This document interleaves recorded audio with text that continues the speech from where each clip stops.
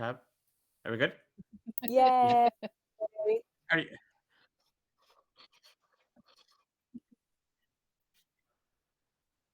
they have subtitles, so we could have kept going, but we chose not to. Because we're ever the professionals. You are most very welcome to the latest episode of Rise of the Forsaken. My name is Declan. I am your dungeon master, and I am joined. You'll notice some faces are back.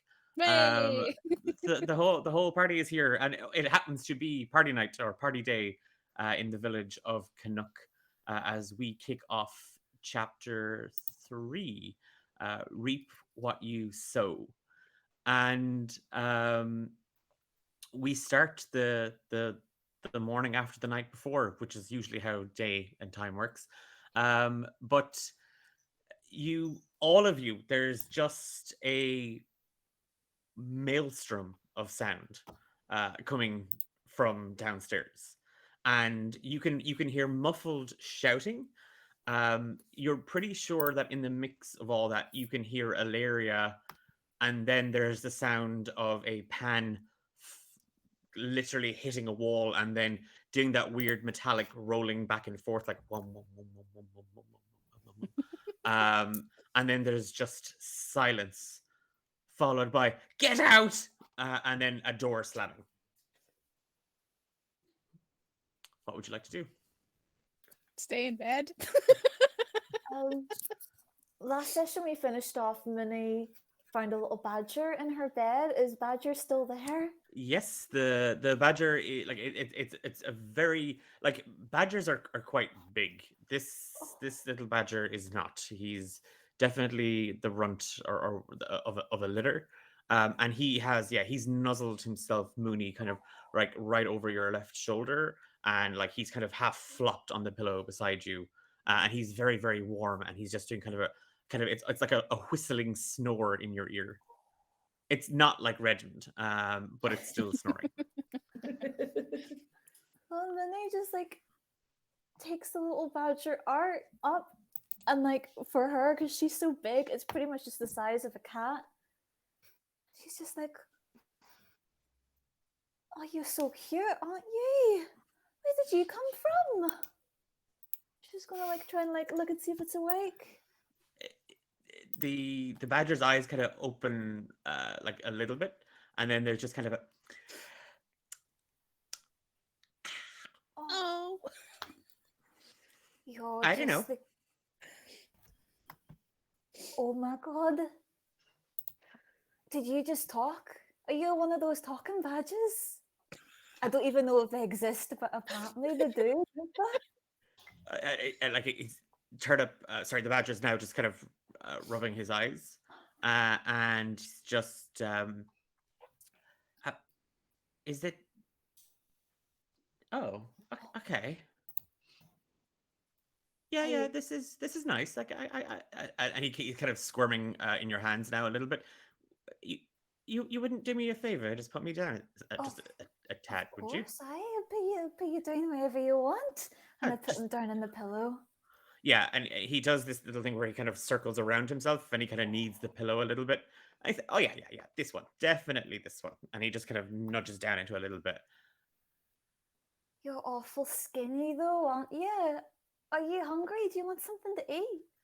Uh, you could probably stand to send something up in about an hour. I'm not an early riser. Oh, don't be silly. You'd be having something now, sure. And she's gonna go like into her little tote bag and rummage about for food.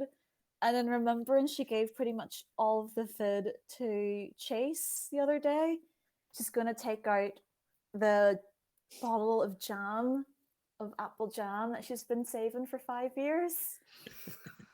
I was sort of saving this for a special occasion, but I'm sure it can't get more special than this. I've got a talking badger in my bed. Do any of us hear this? Yeah, Nora and Diara, you hear this. You hear Mooney uh, talk, and then there is uh, the very very fermented pickled scent of apple jam slash possibly vinegar now. Um, as Mooney cracks the seal on a glass jar, and there's just kind of a She can't get it open at first, but she taps it against the wardrobe or something, and then just like, whoops. yeah, and the badger kind of just like squints his little nose. Uh, you don't have any, well, anything else? I don't actually. Oh. I usually got loads of stuff in my bag, but I've sort of like given it away recently. But if you want, I can run downstairs and see if I can get you. All right. No, oh please, no trouble at all. I mean, it's not like we've just met and I'm a guest or anything. Don't worry about it. It's perfectly fine. Can myself and Diara hear the badger, or is it just squeaks? The badger is just squeaking.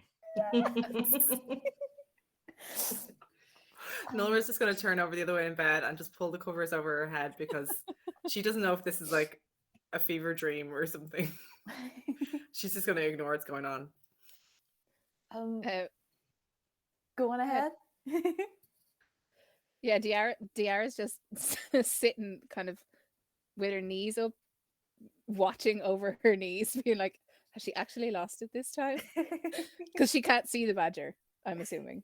She just the badger is on Mooney's pillow. So Mooney, I'm assuming you're kind of sitting up because you opened the jar of the jam and stuff. You're sitting in bed, but you're set up on bed. So yeah, you can see a small cat-sized badger, mostly gray, but with like very, very prominent streaks of black down either side, and then just kind of like a little white little mohawk almost. Oh, he's so fashion. So fashion. Yeah, so Diara's just watching over her knees to be like, what is actually happening right now? Minnie's just gonna look. Does she come over? Yeah. Yeah. And Minnie's just gonna be like, I had a really funny dream last night with a badger, and I just sort of woke up and there's a badger in my bed. Is that not the best thing ever? What? I don't know. I don't know what it means, but apparently it means there's going to be a lot of badgers today. What do you mean? What? You dreamt? I just, the way that some people just sort of have dreams. Well, I had a dream last night and there was a badger in it, and I woke up and there's a badger in my bed. He must have snuck in while he was sleeping last night. I don't know, but he's a very handsome fella. He wants some food. I'm actually thinking we're going to go downstairs and try and get him some food. Do you want to come? I didn't really want to be a bother, but I am actually quite hungry. I know you do look it. You're a wee bit skinny on it, aren't you? Not to be rude. I just, Oh, no. I mean, that's just the second time you've brought that up, and I'm starting to feel quite self-conscious about it. Oh, no, don't worry. I don't you're so cute. I'm just going to... She's just going to like grab her little bonnet and put her bonnet on and just like start to make her way downstairs. Are you going to come with us? Nolara, Diara, you coming down? Nola's just going to go, oh, because she's been trying to get 5 more minutes. You know when you just need 5 more minutes in bed? And she has not been granted that because they have not shut up. So yeah, she just like throws her legs off the side of the bed and sits up, and like her hair, kind of like what mine is like right now. It's kind of like all over the place. Like I'm like going with the character here. That's what I'm working with. And she's just gonna like scrunch her eyes a little bit and say, well, okay, Mooney, you and your badger and your weird dream, it was better than the shite dream that I had last night. If you'd call it a dream, it was more like a fucking nightmare. So yeah, let's go get your badger friend some food. That sounds like it's gonna be great fun. The badger just deadpans Nolra, right? Like literally the badger is making direct eye contact with you, Nolra, and then just shoves the jar of jam off the bed. And there's without taking eye contact away from you, just a little like right off the bed. And Redmond and Umbra, you hear the sound of something glass breaking. Oh! I'm quite sorry. That was an accident. Yeah, Nola's finger gunning him, going, yeah, that was the right choice. Even I would not eat that. So, Mooney, do you realize that jam does not age like wine? Oh, I've never had apple jam before. I mean, who makes apple jam? I mean, we do. I know, but that's weird. It's a weird thing to do, and now it's all over the floor. I'm not cleaning that up. Are we able to see through the hole that Nulra Well, kicked yeah, through the wall? it's a Nulra foot-sized hole. I mean, you have to go low, but you can kind of peek in, and you can definitely hear what's been going on and what the others have, what the three women have been saying. I believe that we would have covered the hole. Like, does Diara have You like did- some you did weird remember- like if you movie remember- poster or like her crush? Like, is there a band that Diara likes and like a hottie in the band? And we would have found like the old poster and put that over the hole. Yeah, there's a poster for Eternal Boulder, So a hard rock band. Regiment's gonna go to the hole with like a ruler and just like poke it through the poster and be like, "What's going on? I heard there was jam." Can Nora try and take the ruler and like whip him on the nose with it? Okay, okay.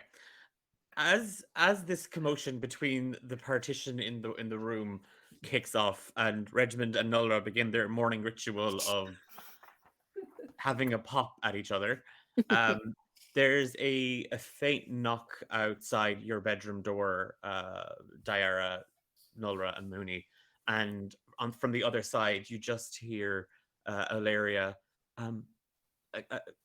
Good morning, girls. I don't suppose you'd be able to give me a hand.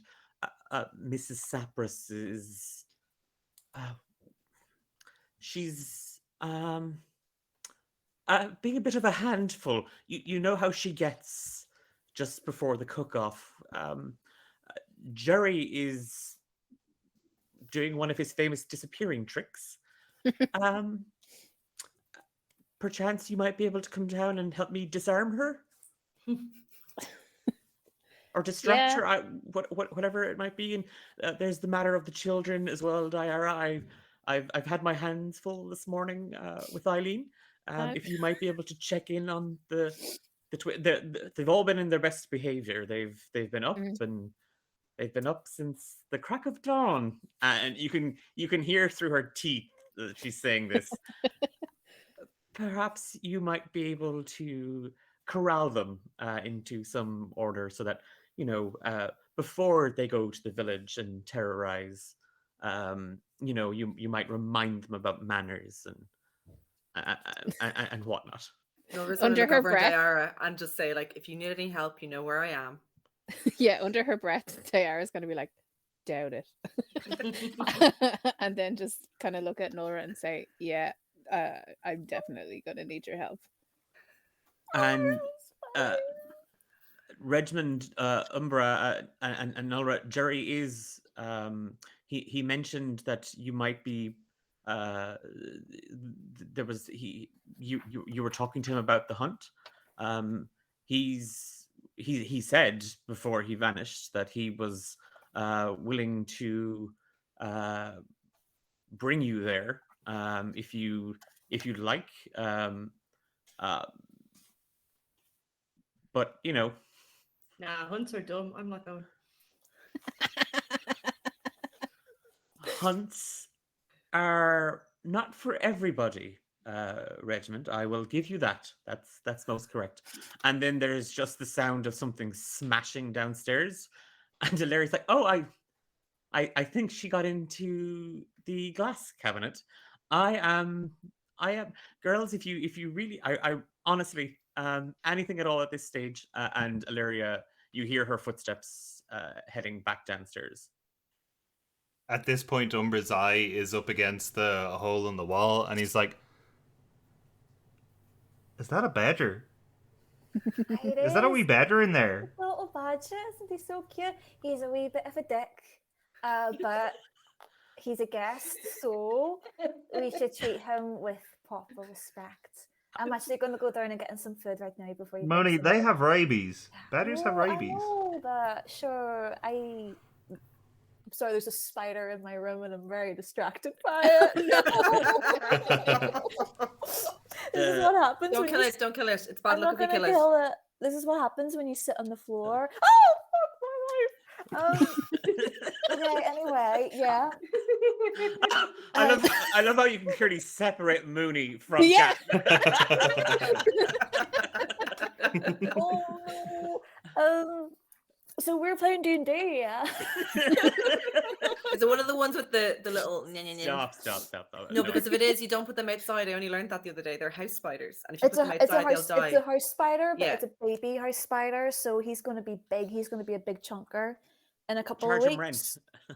But oh, gee, he's just staring at me. No, wait. Maybe he's watching the stream. Oh God, no, not on the phone. You The spider is like, I choose hunt. I'm going on the hunt. towards me. Yeah. Spider is going Oh, hunting. no. I'm so sorry. I Are know you we're okay? gonna put the stream, but there is a spider. Right, you know Can you what? hoosh him away? Do you have a bit of paper and He's hoosh him under away? the mic. This is the He's best. under the mic. He wants to hear. Oh Jesus, he wants to say he has problems with my min-maxing characters. Right, I can't see him, so he doesn't Oh. exist anymore. So Yeah. let's just play. Let's play 5e. What? Oh yes, sorry, I remember what I was doing. The entire as you, Mooney, have been conversing with Fuck Umbra. me, no, I'm sorry, I have to kill the spider. No, I'm no, Kat. No, it's bad luck for the stream. Oh my God, He keeps no, coming out. no, Kat, don't kill it. It's really bad luck. I'm gonna get him outside. You guys Just can catch him in a continue. glass. Feck him in another room. He'll be fine. That's what I'm trying to do, but get away. I'm pretty sure if he wants back in, he'll find a way back in. Is the Right, only he's thing, under you the know? chair. He's under the chair, so he's not my problem anymore. Ralph just said they sent the spider after the cat. It's all part of their plan to get back on the show. Right, Oh, okay, God. I think that might be it. Come on, people. Let's Okay. go. I thought you were clapping at the Places, spider. please. Can we name him? Absolutely Dave, not. it's Don't Dave encourage back. him. Dave It's not back in Dave. another form. you dare. Day 2. Dave 8. Right. So anyway, Mooney, as you and Umbra were talking, the badger has kind of set upright, and you see quite. Give me an insight check, actually, Kat. Sorry, Mooney. Sorry, Okay. we've broken the stream, so it's all for Mooney. Right. Why am I on my spells? I don't need the spells. Insight check, yeah. Please, yeah. 10. You don't know if badgers have offended-looking faces, but he looks to be somewhat offended, and he has set up off the pillow, and he's now kind of sitting back on his bum and his back legs. And if he could fold his little arms, his paws, he kind of would. And he just kind of looks at you. A dick, a rabid dick. Is this is this some sort of local colloquialism that I'm unaware of? That maybe it's how you celebrate your No, new friends? Is that? it's not. I mean, you did kind of knock my jam over. Don't worry about it. I'm going to go. I apologized for that. I know I did, and I'm going to go and get you some proper food, and And a blanket, a blanket, a fresh one. of course, a fresh blanket, Mm. and I'll be right up in a wee second. Okay. Ah. All right. Yeah, sure. I love you. And Minnie's just kind of like gonna put her little bonnet on and kind of like sink out of the room. As Mooney, as you follow out, are the rest of you heading downstairs to assist with Illyria? Nulra, well, Regiment, you think hunts are dumb, so I assume you're not going on the hunt. But Umbra and Nulra, are you going to get ready and head out to meet Jerry? Yeah, Nulra did not expect Diara to take her up on her offer of helping her with the kids because she was not sincere at all in that offer. So she is going to that's fine. book it down those stairs.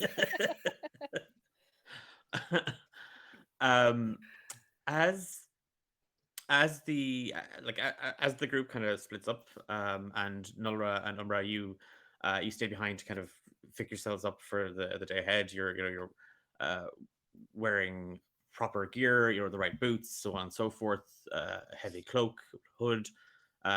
It might rain later. And Umbra, as you kind of stare out the high window that kind of overlooks the eastern side of the house, you do see Jerry loading a few bits and pieces onto a small cart. There's a rather aged looking mule that has been kind of tethered to it. The sky overhead is a burnt orange with kind of hues of pink and purple kind of just wafting through it. You can see on the outside of the glass just kind of edges of like early morning frost.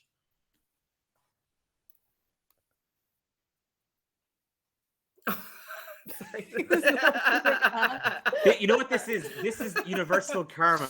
This is universal karma for Dave. This is stream 1 hurt a sheep, stream 3 animals and insects revolt.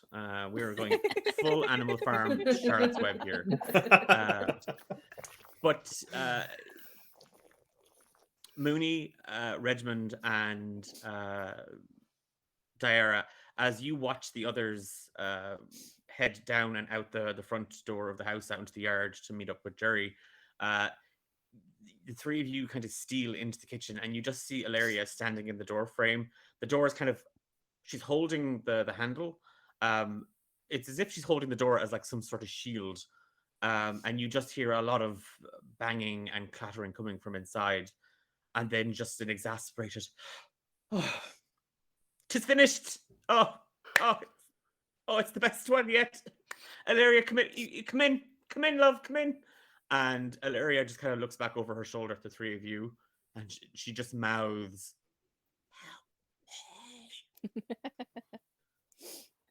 and she just, "Kids, where's the kid?" And she steps inside, and she's just, "Oh, Eileen, it looks even better than the last 12. It's culinary perfection. It's pastry as if the divine themselves hand rolled it out and layered butter and lard and other things you put in pastry."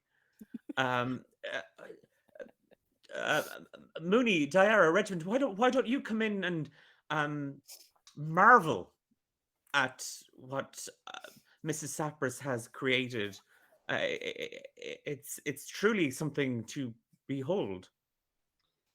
Regiment's gonna walk in and be like, "Oh yeah, smells great. Can I have a bit?" And he's gonna reach his hand towards it.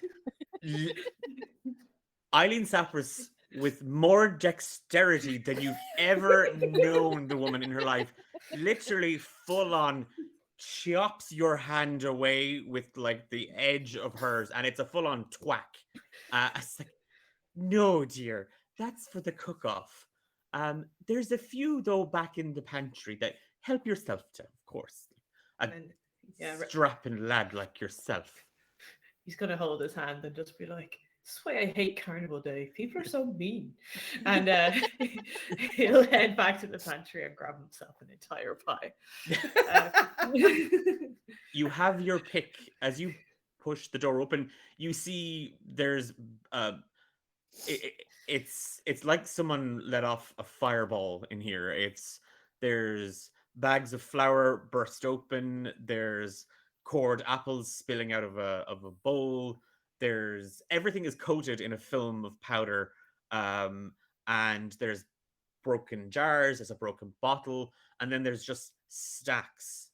There's two 6 pie high stacks of tins that have various contents oozing and bubbling out of them. Some of them have the crust caught.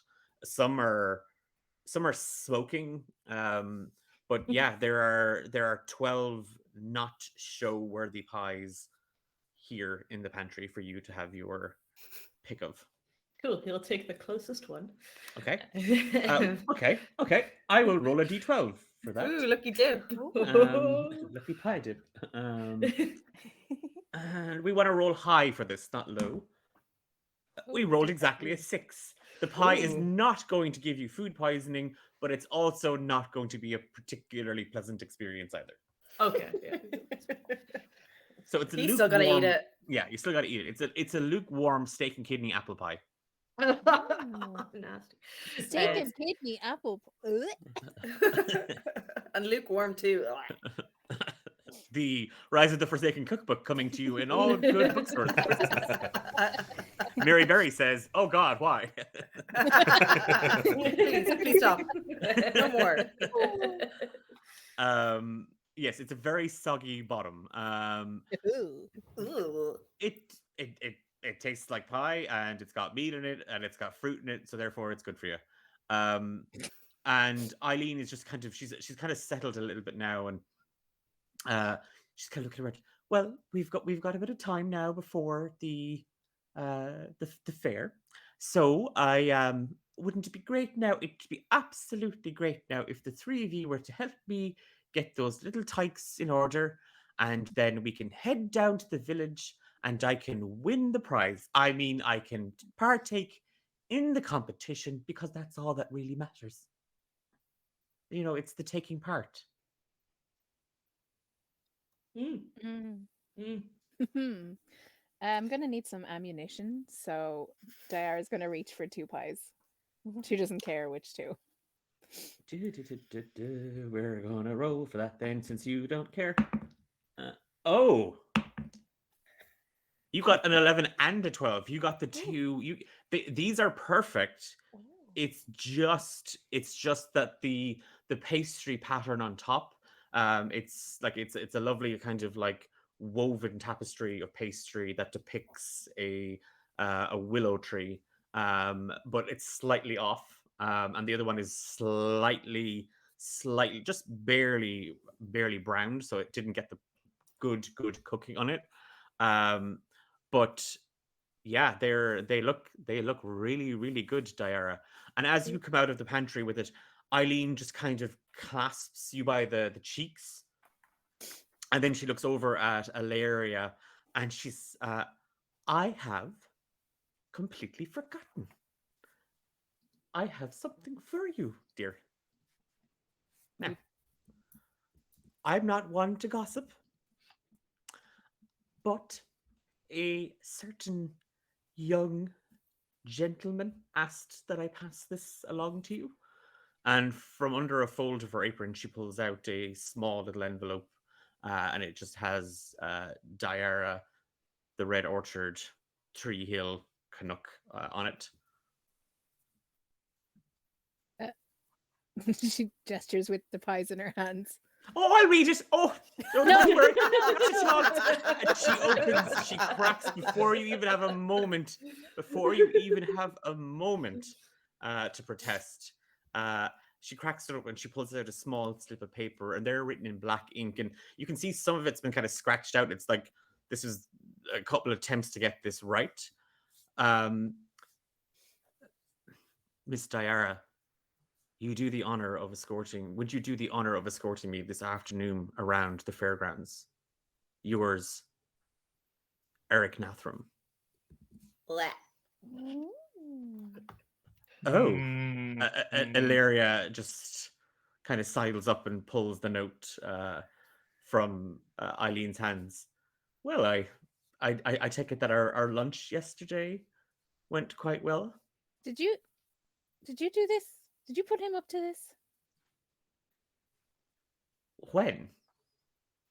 I don't know. Eh, I barely spoke to him. Oftentimes it's what we don't say.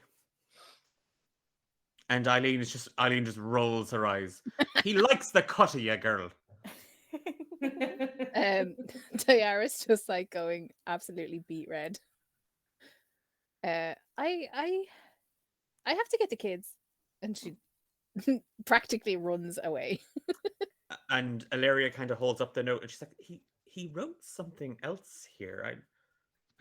And they're kind of now she's kind of holding it up to like the light from the window, and she's trying to make it out. but she's squinting as Dyer, you run upstairs to deal with the kids. Redmond and Mooney, you do see Ilaria trying to figure out what's written on it, but she can't. And she kind of, it really wouldn't be right of me to ask. I mean, it's your sisters after all. We wouldn't want to pry. It'd be quite rude, wouldn't it? Does someone fancy Daria? So, I Yes, do Will. you want? We need to go upstairs anyway. Do you want me to bring the letter to you, or maybe she We- can have a wee look? do, and if she manages to figure out what you can, obviously tell me. I'd really, I think it's maybe important, just in case. Diara's a bit sensitive, and we just want to make sure we protect her, of course. Okay. All right, we'll do that. I think I might take a few wee pies with me on the way up. Are there any more blankets about? I could maybe borrow one. Yes, you in the cupboard on the first floor, just across Okay. from the children's dormitories. Mooney, are you cold? No, we've got a guest. And Ilaria just puts her hands, like her head and her face in her hands. It's not chickens, Mooney, is it? No, not this time. But maybe don't go into the shed until I get back, all right? But we've got a wee And her house. her eyes literally open up. She just looks at Eileen, and Eileen looks back at her, and Eileen's like, Jerry. And then he's just kind of like going like a little tour around the pantry and just gonna put like any ingredients like apples, anything that's lying about, as well as maybe look out for like a nice looking pie to put in her tote. Okay. To bring back up to yeah, the I mean, badger. a lot of the goods are stored in here, like a lot of the potatoes, apples, so on and so forth. You'll get potatoes and apples. That's what we store in the pantry here. Wow. A lot of preserved goods and so on and so forth. So I'm gonna roll for your pie. Roll the pie. You got an 8. It's well cooked, but it's just slightly caught around the edges of the crust. But it's not. I mean, you can break that part off. That'll be fine. And yeah, it'll be fine. It'll be fine. And you snagged a few apples and stuff that weren't used, that managed to escape Eileen's. And as ye Mooney, Diara, and Redmond, as ye set about getting ready for the day and dealing with the 5 children who are most excited about heading down to the village afterwards, we cut out to the yard with Mistress Apris, Nulra, and Umbra. And he just kind of, as he sees the two of you approach, he nods, just kind of. If either of you are speaking to Mooney later, will you let her know that the shed is not an ideal coop, and all she has to do is ask, and I can build one. And he just kind of like brushes some feathers off of himself.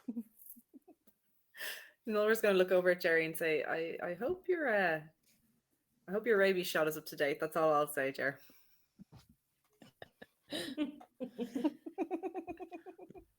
Jerry In this wonderful says, fantasy world Jerry, of vaccinations. Hey, they're not a fantasy. They're real, and everyone should get one. Ah. Well, actually, no, Ken. So it's just the two of you then for the hunt.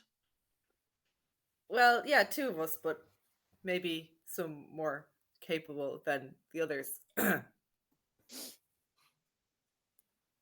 And Jerry is just nodding.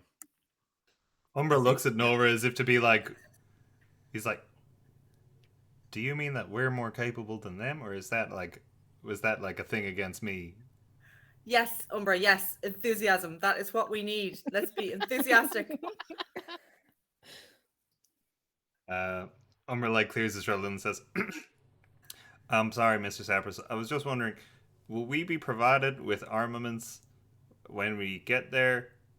I don't have any. I don't have a bow or anything.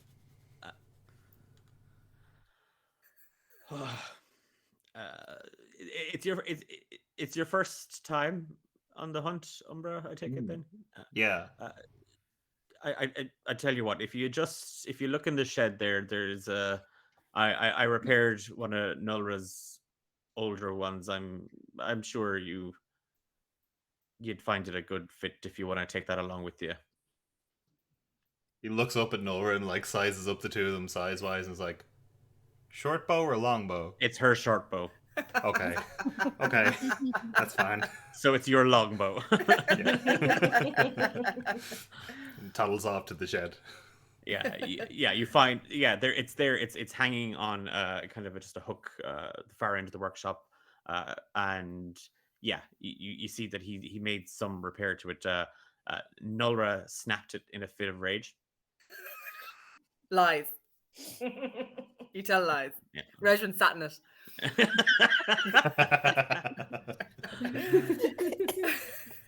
Nulra's gonna elbow Jerry and just say, while Umbra's in looking for the bow, and say, so you a betting man, Jerry? That would depend, Nulra. On who are we betting? Well, how do you reckon our boy's gonna get on today? I'm sure Master Umbra will do as well as Master Umbra can. Oh my god, there's chickens in here. There's so many chickens. Try catch one, Umbra. Try catch one. Can you catch one? I'm scared. That will depend on what I say to Jerry next. I'm saving it. I'm saving it for the hunt. Comes out covered in feathers. Yes. So Umbra will whisper to Jerry, 5 silver says he'll come back empty-handed.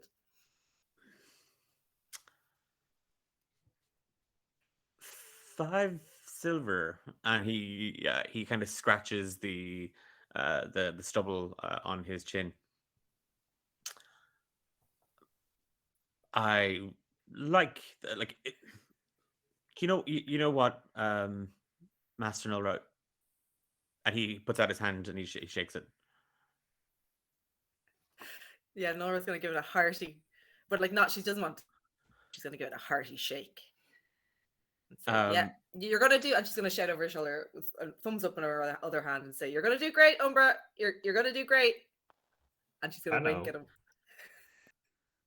As Umbra, as you return, you do see Nulra just kind of beaming, like gleefully, and Mr. Sapras kind of eyeing you up and down as you hold the bow and you kind of, give it a stretch. I don't know.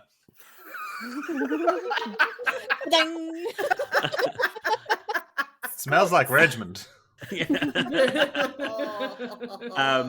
And he, with you kind of ready, he trundles down, and your guess was right, Umbra. It's quite a cold morning, and there is a very sharp wind blowing that is, you both of you and Mr. Sapras both kind of have to pull the kind of your collars up of your coats just to kind of ward it off a little bit.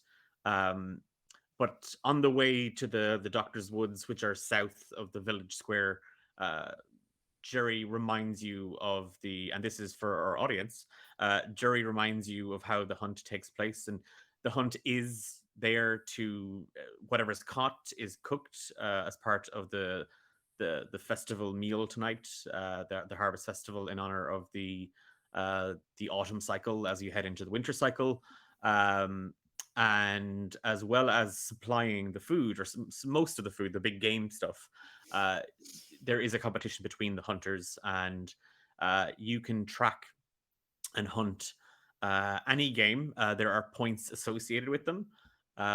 Rabbits being the easiest and the most populated creatures in the woods are worth 1 point each, and you can spend one of the 4 hours associated or given to the hunt activity hunting rabbits. And if you choose to hunt rabbits, that's an hour of your time, and you may hunt for 1d4 worth of rabbits.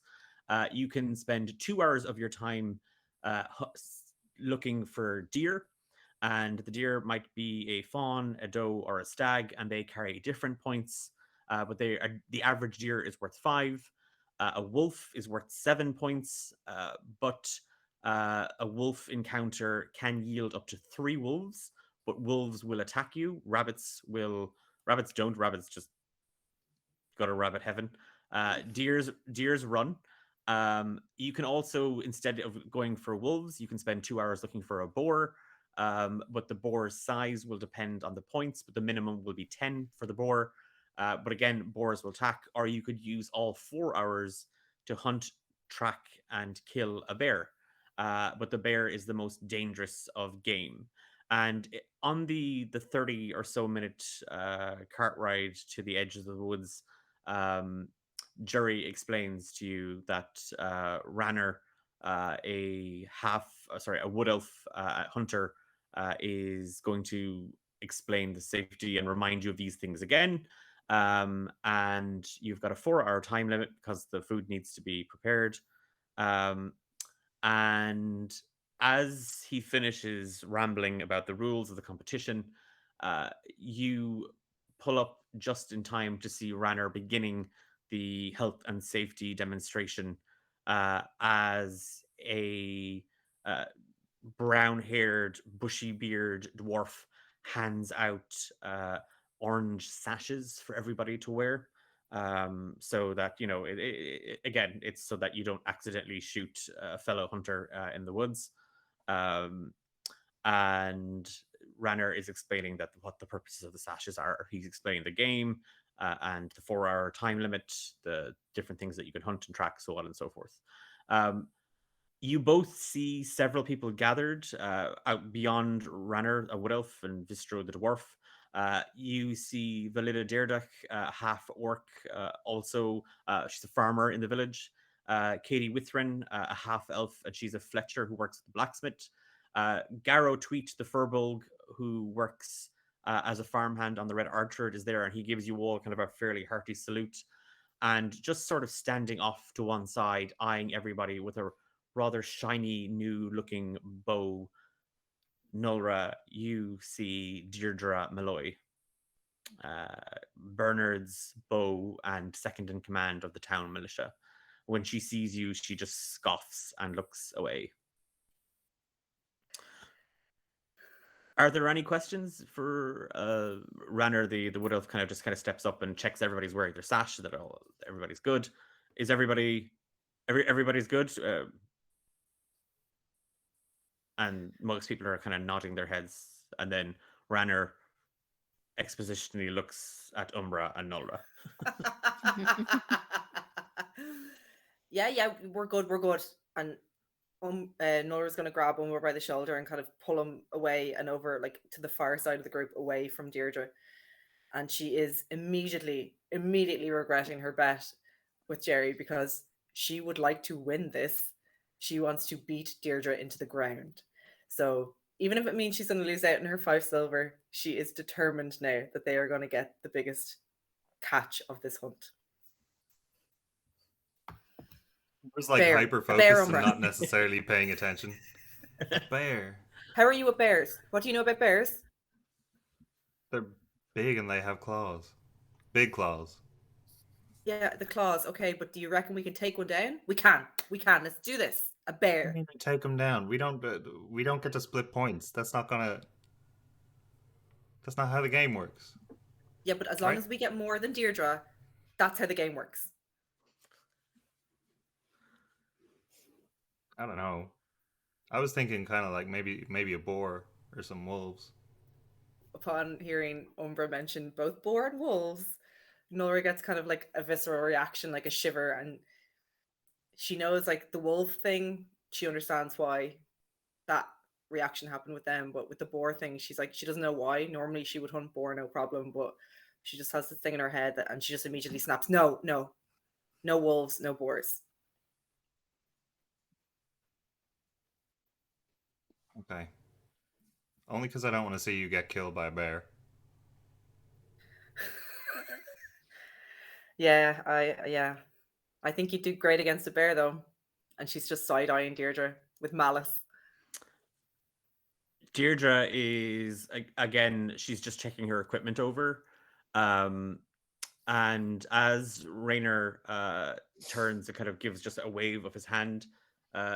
Jerry and Vistro set up kind of a small stall, and they're kind of preparing, kind of again the cart.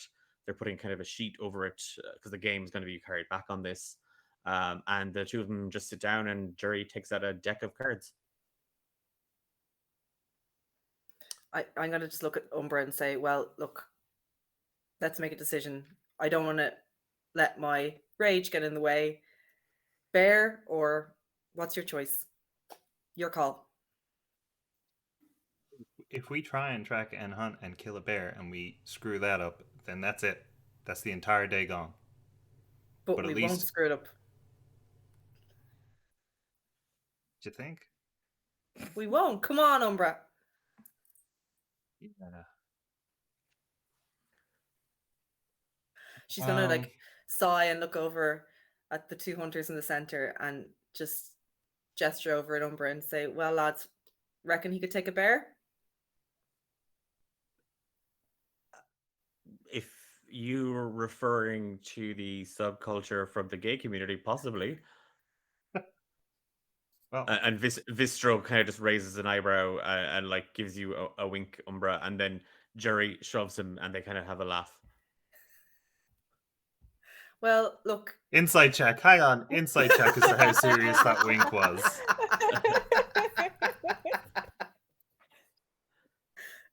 21. Vistro, he's open-minded. Note to self. Laura's getting antsy now, and she says, look, whatever my brother does in his private time is his own business. What do you think? And she's going to lower her voice and say, and what Deirdre's going for?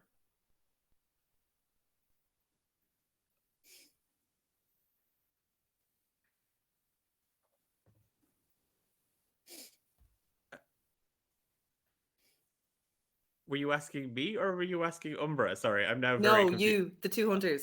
Oh, okay. Sorry, I thought you were asking Umbra, so I was like, I was just staring at James, kind of like.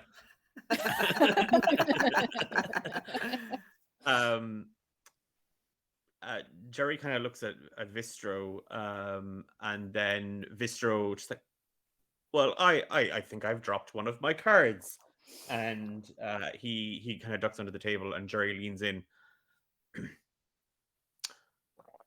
I'd keep an eye on Miss Malai. She, don't get me wrong, she's deft with the bow, but skill is skill, Nora. But yeah, Rainer said he saw her out here 2 nights ago. By herself? That's what he said. Umbra, you see that the other hunters that had gathered have all gone into the woods now. We gotta get going. Nora's just going to sigh and say, okay, well, we might as well come back with something. Isn't that right, Umbra? We'll come back with plenty. Don't you worry. And she's going to How many points for a bear? 15 for the bear. 15 for the bear? 15 cents, good, Umbra. We could do that in like one wolf pack and still have 2 hours spare. Nora's going to sigh again and say, look, if wolves is what you're after, we can do wolves. Let's do wolves. And she's just going to be Okay. staring at the ground. Don't do it if Okay. you're upset. You upset? I'm not upset. You She's sure? She's just gonna be rubbing like her forearm a little bit and looking down at the ground and saying, "I'm not upset. Look, wolves it is. We don't have time to waste." And she's gonna turn back to Vistro and just clap a hand on his shoulder and say, "I'm so glad not all dwarves are assholes. Thanks, Vistro." Vistro's like, oh, okay. Both of you, if you're working, are you, so I'm assuming you're both working together for this. Yeah. Oh yeah. Okay. And you're going after wolves. So that's going to take half your time to search these out. But we're going to assume that it'll be one roll, but you'll get advantage on that roll then. So whoever wants to make the roll, either for nature or survival, to track wolves. That's all How's you, bud. Umbra? Ooh, okay. I I will go mean, first. he could, and- but he's not proficient in either. Yeah, I'll go for survival. I have proficiency in with advantage, Declan. Yes. Yeah. Ooh, thank you for that. That is a 8. Was my best one. Okay. You you both head into the woods, and both again with your bows kind of gripped in hand, and after about 45 minutes, you manage to kind of deviate from the trails that the others are making, and Nulra, you kind of just kind of out of the corner of your eye, kind of half skulking around a rocky outcropping, low to the ground, you see a wolf, just kind of with a what looks like kind of maybe a field mouse in its jaws, just having a little snack to itself. There's only one though.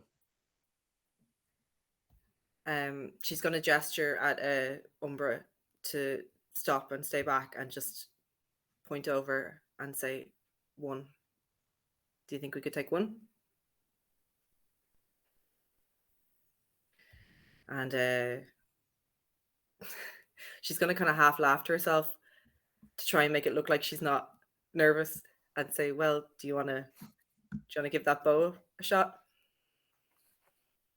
Kind of like fumbles it a little bit. He is trained with a bow. He's just not used to using this one. And steps like just approaches her and says, "Okay, but if I screw up, you're in there, right?" Yeah, I'm in there. So Okay. effectively, Umbra, you have advantage on this attack because you're going to be surprising the wolf. Okay. So you can make your attack roll with advantage. Okay. Good. Because Nulra knows like that bow, is she able to kind of just like squat behind Umbra and just like, I don't know what if it's been fixed fully or if there would still be kind of little nicks and things, something that she can help him with, to say like, oh, you'd have to like hold it slightly at an angle or something like that, that she would remember having used it in the past herself. So Umbra, as you prepare to take your shot, Nulra starts to backseat driver you. That's what I'm gathering from that. And like you're getting kind of coached about, turn your wrist slightly, remember to breathe, don't be nervous, all these kind of things, and watch the point and so on and so forth. What did you roll for your attack? 16 to hit. Yep, that hits. And damage?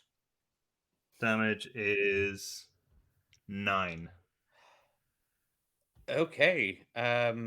You just kind of exasperated, let out a sigh, and the arrow flies free. It whistles through the brush and it strikes the wolf in its back leg, and it lets out kind of a yelp of pain. Everybody roll for, well, the two of you and then me roll for initiative.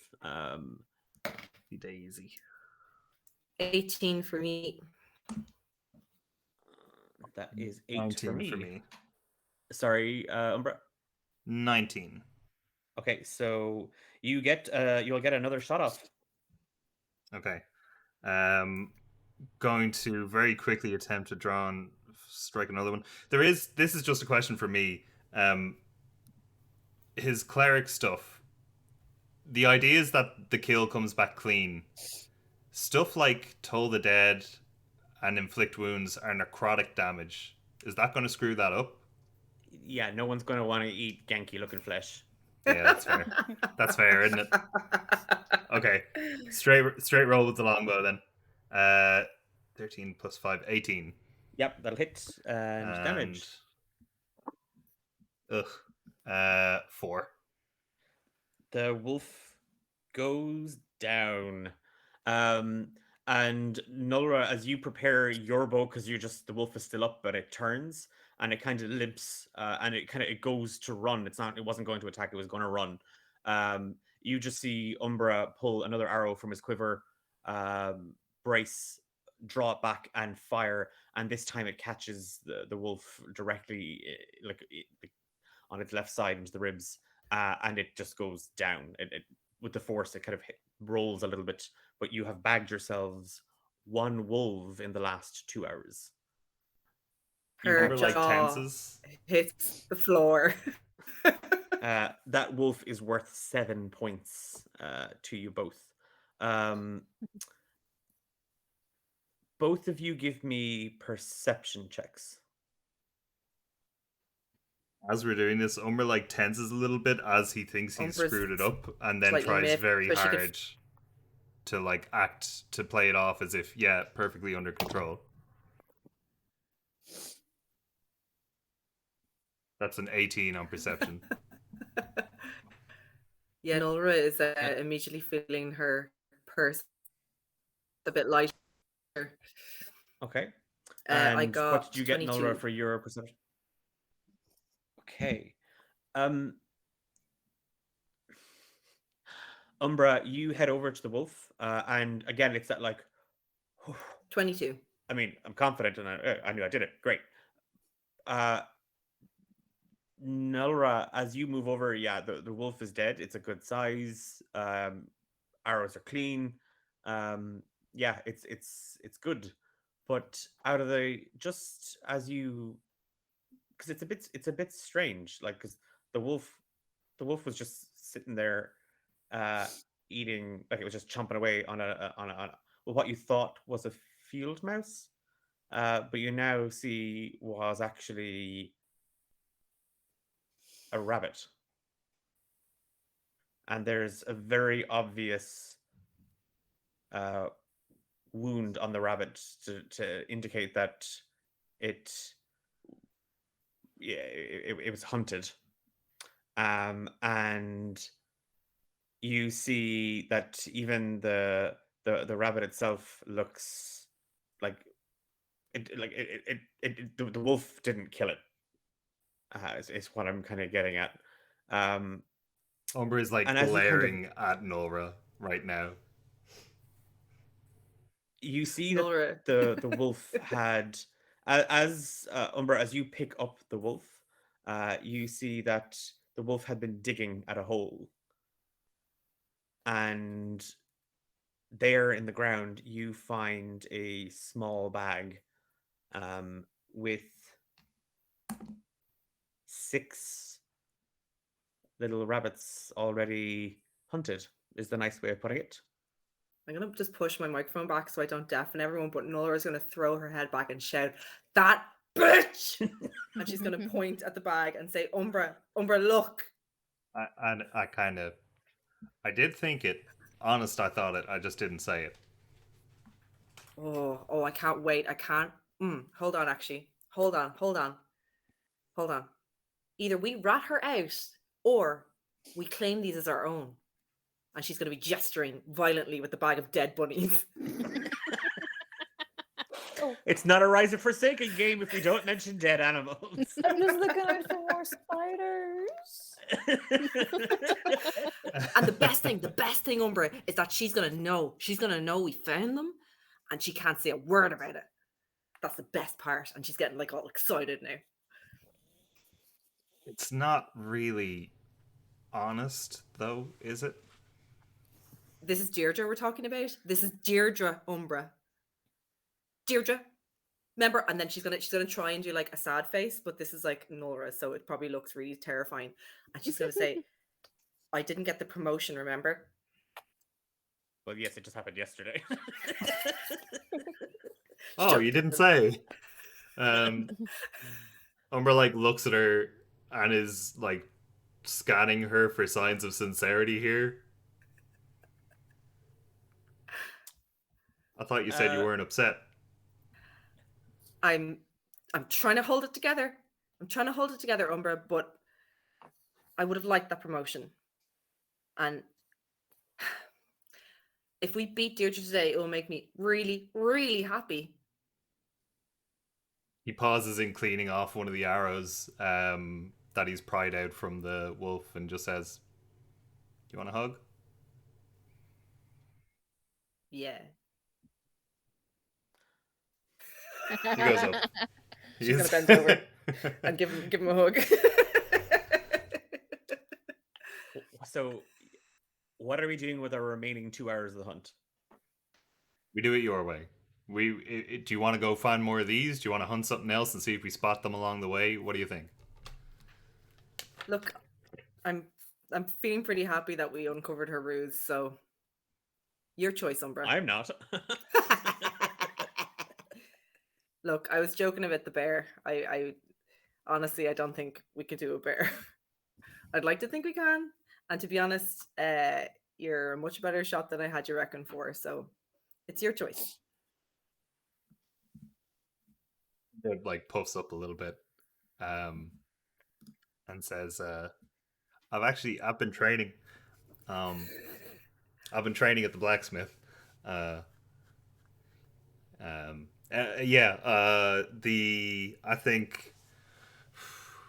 mean, we took that wolf pretty easy. We could probably do more wolves, or do you want to go for one big,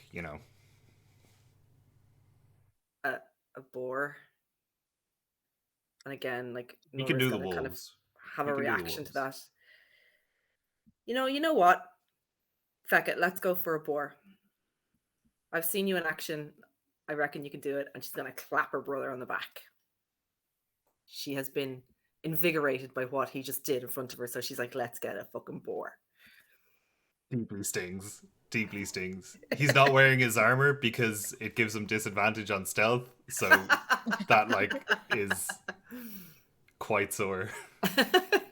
So you're going looking for a boar?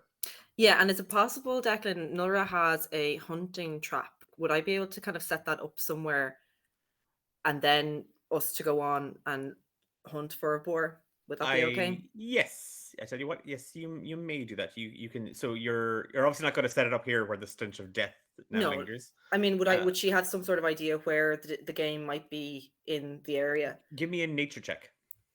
Ooh, I'm not great with the L nature, but Now let's see how it here's goes. the thing, right? And this is pretty bad, but here's the thing. If we found one of your one's caches, could we set it up discreetly in front of that? Or would that be real bad? Is that a bad thing to do? Objectively, is that a bad thing to do? I mean, not to not to call you out around there, but you thought the whole idea of her cheating was immoral, and now you're talking about mortally wounding her. Mortally. It would only be a little scratch. It She'd could be go fine wrong. without a leg. She'd be fine without a leg. Is it a snare or is it like a No, it's proper like a- bear? A bear It's a trap. bear. Okay. No. Nature, you said, Declan, was it? Please, yeah. I got a 12. So you kind of move a little bit further through the woods as you begin your kind of your last sort of trek through, kind of keeping an eye on the position of the sun and whatnot. And that chill has continued all throughout the day. Like it's very much set in, and there's no rain, but the clouds it's kind of a light white gray that just sits like a blanket over the tops of the trees. And as you kind of move through the forest, Nulra, yeah, you spot several bushels of red wreath berries, and you know that deer particularly like these.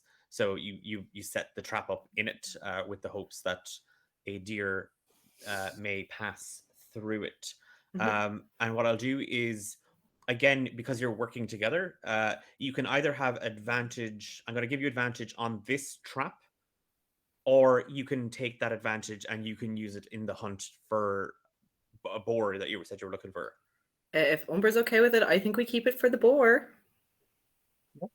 Okay, make your so the trap. I will just roll a d20 for the trap to see if anything truds along into it. Okay.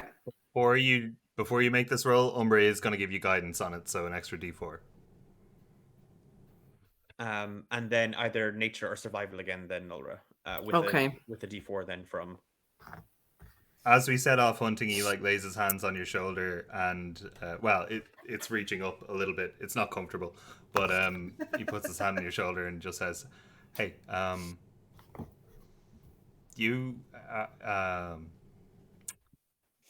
I genuinely find it difficult to picture anything that you could not kill if you really set your mind to it. So don't even worry about it, okay?" Well, Nora was very inspired because she got a natural 20. Woo! Okay. I will just roll for your trap in the background. Okay, this is more just to see how successful it is. Okay. The same bush that Nora that you set the trap up in, you happened across some boar droppings. And like big ones. Like this isn't no Twinkie boar coming by or anything like that. Like this is a big boar. And as you Dave size? which Dave. A Dave- unit? Size. yeah, he's a unit. Yeah, he's a unit of Okay. a boar. As you make as you kind of pick up its trail, because you can see where it's moved through the brush and the bushes and stuff like that. Both of you give me stealth checks. Let's see how we are on the L stealth. 13. Ooh, 5 for me. Both of you come on a clearing, and they're sort of rustling in the ground with snout. There is a boar, and Umbra, you come to a stop and just hold a hand out to Nulra. And Nulra, as you come to a stop, your foot cracks a branch, and the boar turns and looks back and sees the both of you. Roll for initiative. Shit. Nulra's gonna look over at Umbra and say, I'm so sorry. It's okay. It's okay. It's okay. It's okay. It's not okay. And You got a 10. Nulra, you do so at disadvantage. Initiative at disadvantage. Yeah, Okay. That is a 6. it doesn't matter because my boar is a 3. And she's going to shout over at Umbra and say, look, you want to back out at any time? We go, okay? And she means this Umbra's- sincerely. She's not being sarcastic or anything like that or patronizing. She means it sincerely. Umbra's up first, right? What did you get? Sorry, I didn't catch Umbra. 10. Oh yeah. In Yep. direct response to that, Umbra turns to her and like just claps his hands on both of her shoulders, and his tattoos start to glow with holy light as he casts Shield of Faith on her. So Nora has +2 to her AC, and he says, "Go get him, Tiger."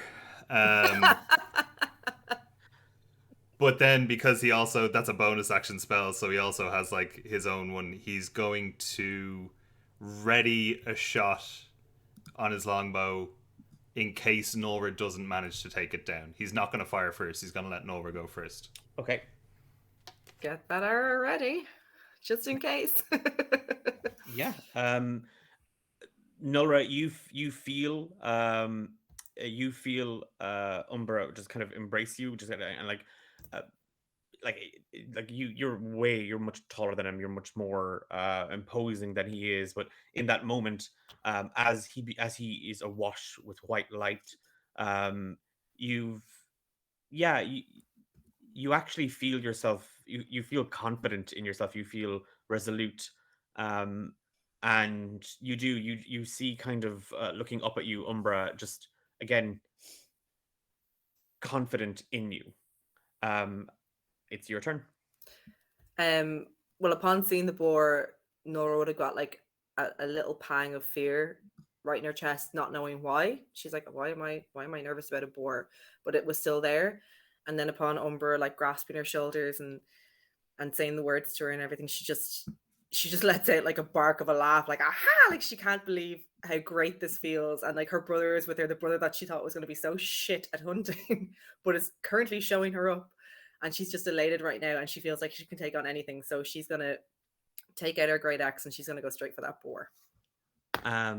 Make your attack roll, please. Okay, that And I will is, stave off advantage purely because or disadvantage because of that description. 16 to hit. That hits the boar. Hurrah. Damage is 8. Okay. You, great axe in hand, just charge as the boar begins to rush towards you. Just steam just erupting from its snout as it lets out kind of a and charges right. That was part boar, part pterodactyl. And it just you swing with the great axe and you catch it right across its face and down its neck and its chest, and you send the boar kind of sliding across the ground and skidding in the muck and the dirt and leaves and debris are sent kind of cascading upwards. And Umbra, you see this. You see the boar literally just almost like get struck, almost cut in half, and then slipped right across. And it shakes its head, and blood kind of flicks free from it. It stands, but it looks to be very weak on its feet. Fiona, bonus action, or Nulra, bonus action. She's just gonna turn back and look at her brother with kind of like a mad elation in her eyes and say, "Come on, Umbra, we got this. You can do it. Finish it off."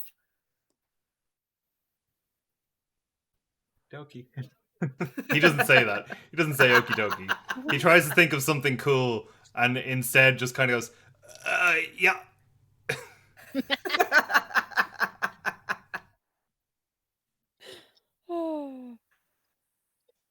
Wait, it's the boar's turn now though, right? But you held your action. Oh yeah. So, Sorry. Yeah, cool. Okay, right. I mean, I can give the boar Nope. a go if you want. No. You're gonna have to. It's an 8. Oh. Okay. You take a shot with your it's more Umbra, as you were kind of taken by surprise that Nulra wants you to take the final shot on it. You weren't kind of ready. I mean, you were ready for it to attack and maybe protect Nulra, but you weren't ready for this moment, and you kind of lose a little bit of your own confidence, and it's like there's just a pang of nerves for a split second, and the arrow flies and it strikes a rock just behind the boar, and you hear it break. You still have an action or a bonus action, Nulra.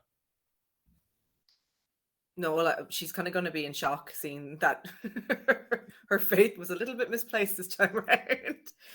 But she's just going to steel herself, and noticing that Umbra missed his shot and that the boar's attention might have been drawn to him, she's going to kind of position herself between the boar and Umbra in case it goes for him. Okay, so you're kind of just standing in defense more than anything else. Just yeah. Okay. The boar kind of getting back up on its hooves. It looked to where the arrow broke, and then sees Umbra in the bush, but its head snaps straight back on you, Nulra, and it lowers. Its mouth opens, and you see a kind of blood kind of rushing from its side, and then just thick black ichor begins to just drip from its mouth, and you see its eyes go a sickly yellow, and the boar rushes you for an attack.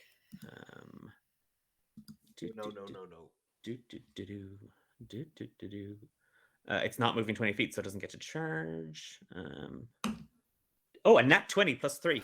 Yeah, so it's 23. Bye, Umbra. So that's 6 plus a d6 and 1. Okay, that's 12 slashing damage on Nulra.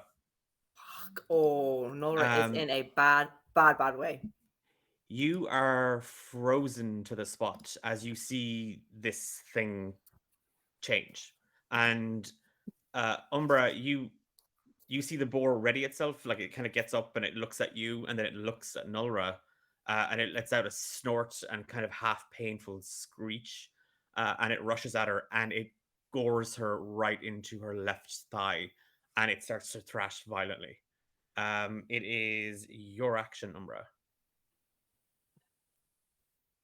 Is Nora down? No. Well, Umbra is Very going to find a spot, cast his eye towards the tree line to a spot just with the boar inside a 20-foot radius and with Nora outside it. And panicking now at what he sees, is going to envision Ilaria and is going to attempt to cast sleep on the boar and Okay. try to deal with this in a peaceful manner. Okay, so 5d8 is the total HP it can affect. The first one is 1.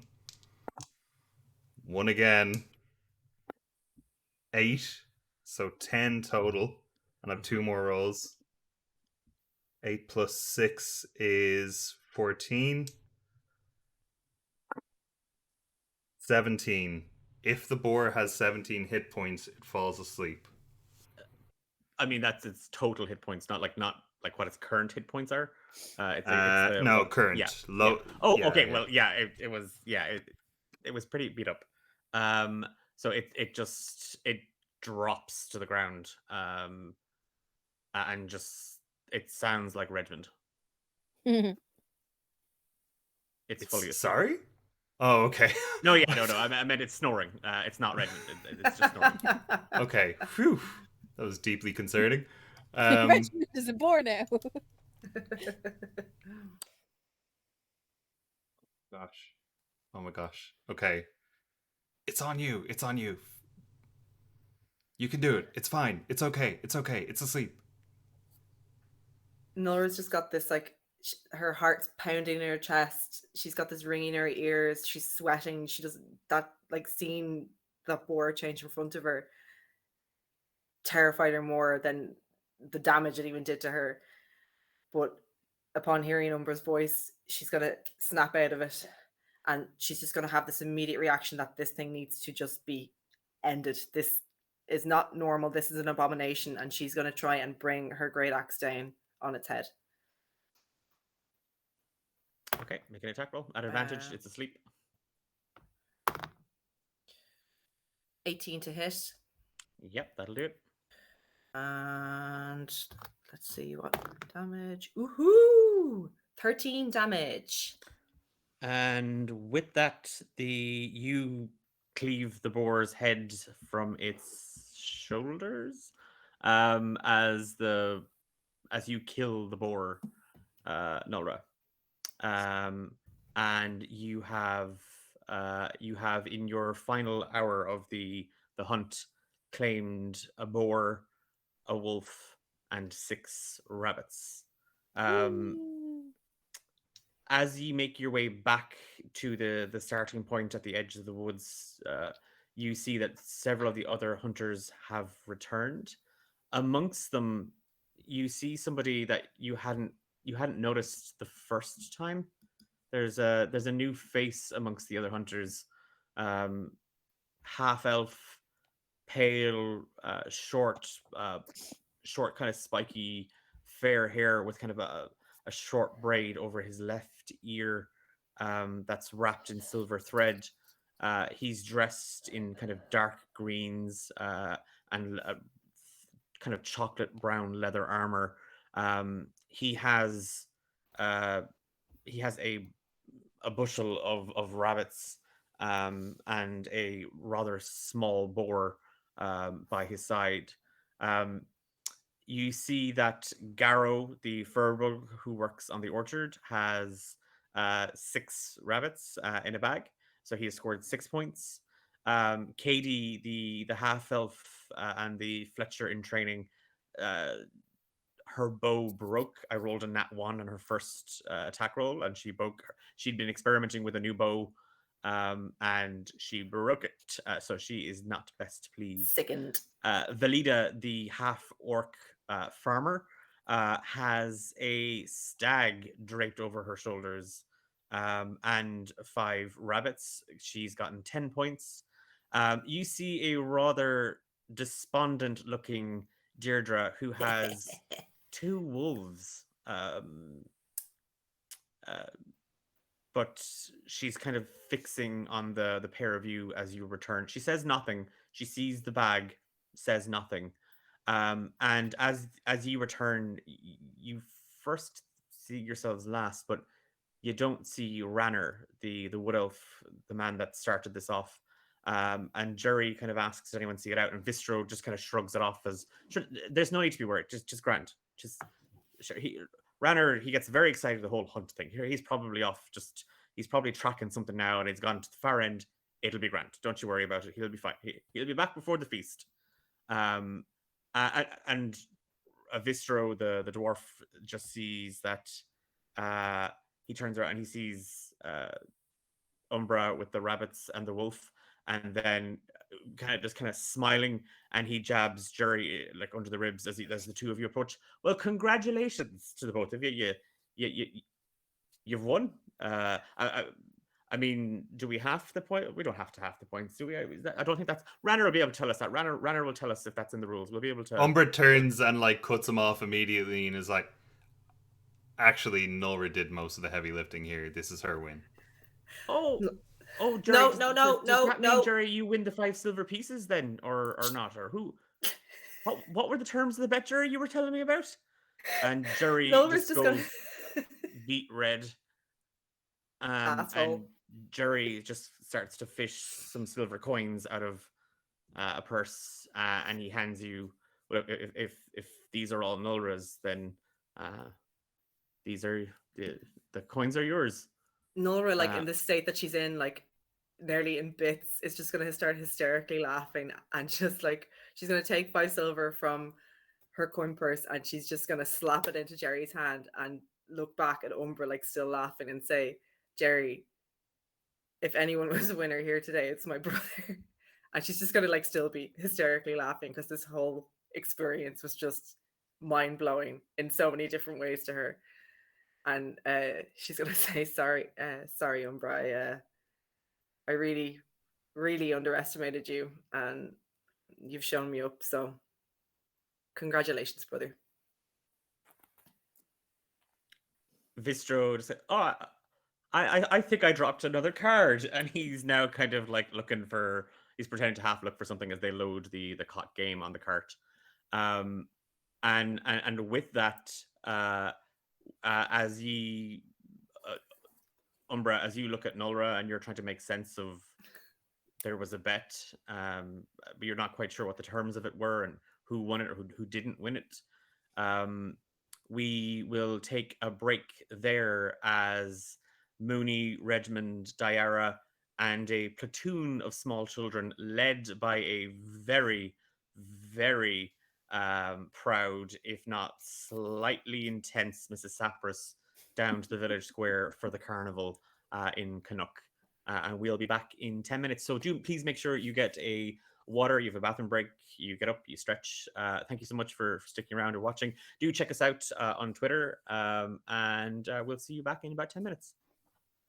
Yay! See you soon, everyone.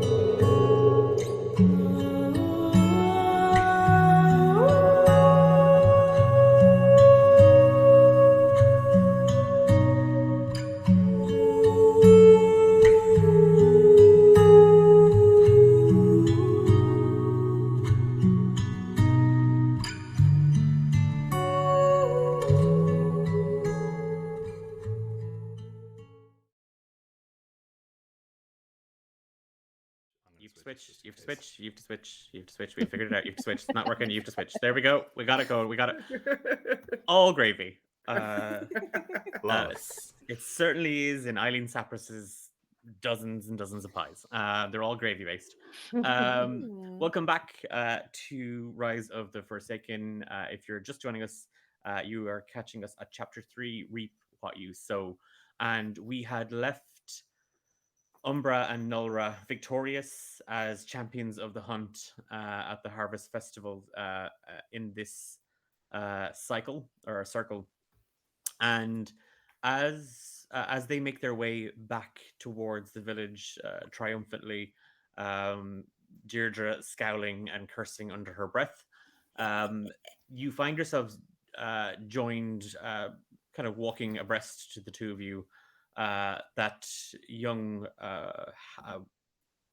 man that you don't recognize him from the village, and as you are, as everyone else kind of congratulates you, and through her gritted teeth, Deirdre says a very, very quiet "well done." Can Nora wave the bag of rabbits at her and say, can you imagine, like, we caught all these in like 5 minutes, Deirdre? The luck we had today. I'm sure it was only luck, you fucking bitch. The half-elf man approaches you. This is the gentleman, the blonde-haired, spiky blonde-haired, short braid. Just manages to kind of catch up to the both of you. Rather well done on the hunt. Are either of you from here? Or... I'm gonna let like real life Fiona bleed in here a little bit, because your description sounds like something teenage Fiona would have really been into. So I think Nulra is gonna kind of be a bit, hello, who's this guy? And even though she's like in bits and bloody and absolutely, maybe he's into that. Maybe he is. Maybe he is. We'll soon find out. Stay tuned. And she's gonna kind of pull herself up, but like in bits again, and say, yeah, myself and my brother, we're quite well known in Canuck, actually. Aren't we, Umbra? We're Alaria's kids. You're not from here. Oh no, I happened to be passing through with a friend, and well, we'd heard, well, we saw rather the village square so nicely decorated, and we chanced upon a rather I think he referred to himself as the captain of the town guard, a rather you're not friends with that fellow, are you? Umbra Not looks at wanting- Nora. Not wanting to make a bad impression, she kind of grits her teeth and says, yes, Bernard. He is he's an interesting fellow, but yeah, I think you should stay clear of him. He's a bit of an arsehole, actually. Yeah, I did get quite a sense off of him that he was, as you put it, an interesting arsehole.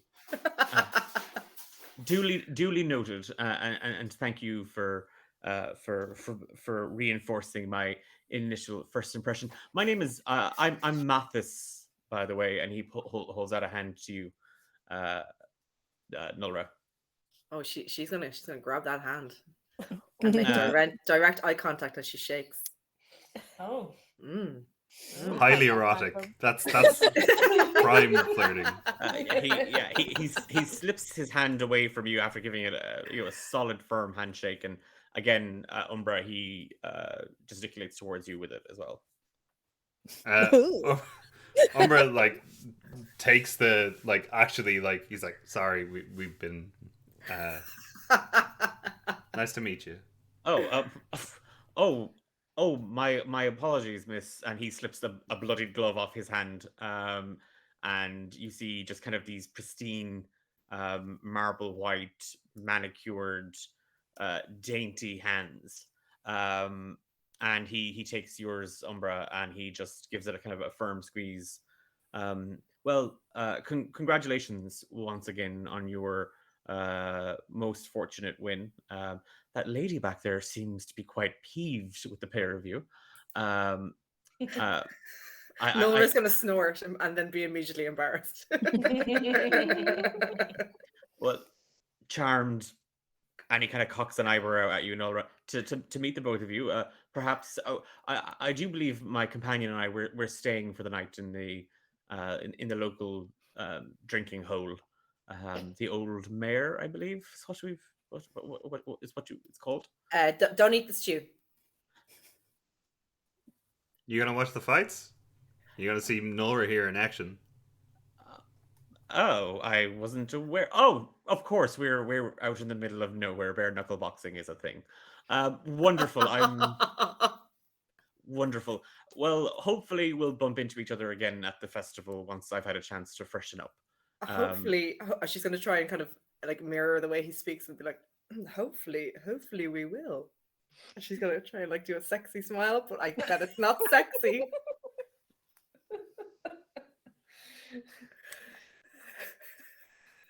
And he we're just gonna freshen Do you need me to up roll too. for that? no, I don't think anybody wants you to roll for that. He painfully kind of smirks at the both of you, and he picks up his pace a little bit, and he's now chatting to Vistro and Jerry, and he's learning a little bit about the village. You can kind of half hear the conversation, and he's just talking about what the local game is and how many people are there in the village. Just like he's just making kind of conversation. He's asking about the festival and stuff like that. We cut to a gaggle of children led by 3 chaperones and a rather confident Eileen Sapros, who is holding a tin box and guarding it as if it was, or as if it contained the tome of the divine itself.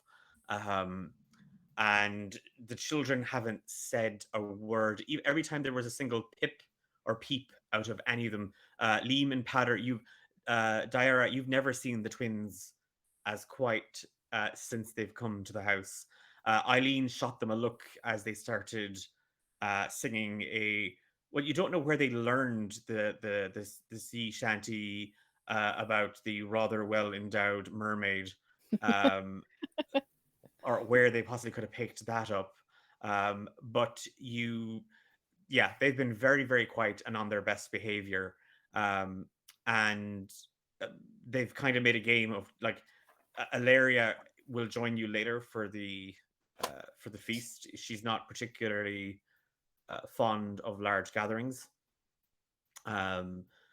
She kind of likes, it's enough in the it's enough in the house, and then having to go and be surrounded by the house and then everybody in the village. It's a bit much for her, so she's gonna just stay back in the house and continue to tidy up the onslaught that is the kitchen, and maybe get the beds prepared and stuff like that. So she'll join you later for the feast. The kids have all been given some pocket money. They all have 5 copper pieces. And they have been playing a game where they've been rolling their pennies down the hill and trying to catch it. It's kind of kept them amused. And as the group of you come to the end of the road and you wind your way westwards into the town or into the village, you see that strung from roof to roof, pole to pole, there are many, many different multicolored kind of flags. There are wreaths of dried orange and gold petals and leaves and twigs twisted and wrapped around poles and hung over doors.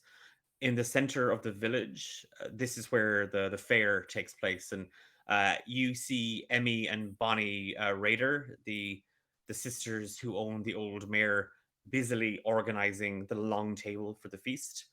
And they wave, and they're both jostling each other as they see Eileen, and you just say, "Give it to her, girl, give it to her." And they're both they both kind of give her a wink simultaneously, and Eileen kind of winks back and kind of gives a a twice-hearted, it's that confident of a thumbs up back to them, and gestures at the box. And she's moving towards a small tent, and as she skirts off, she goes, "Now, don't forget the great Canuck cook-off. 2 hours. We're all there as a family to celebrate the participation and my ultimate victory. Now, off you go. 'Tis yours for the day. You've got, and don't come looking for pocket money." And she's eyeing you, Redmond. You have your allowances. You have your money, your own money. You spend it, and don't be eating any of that tripe. And she kind of nudges over to a stall where you just see a rather large black cauldron smoking and bubbling over several hot stones, and it smells like almost burnt sugar. It's delicious. Yeah, it's that, like, it's caramel, but it's close to being slightly caught caramel, and it's that kind of nice, kind of like tangy taste. The day is yours. And as the kids, like literally the kids thump away from you, all 5. Alma is holding Essie's hand, and they're making it straight over to what looks like a petting zoo.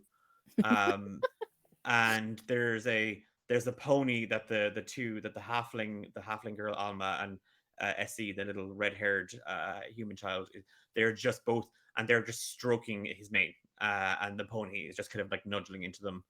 And there's a few small like lambs milling around and stuff like that, and there's just a couple of geese in another corner, just kind of like keeping to themselves, not doing a whole pile.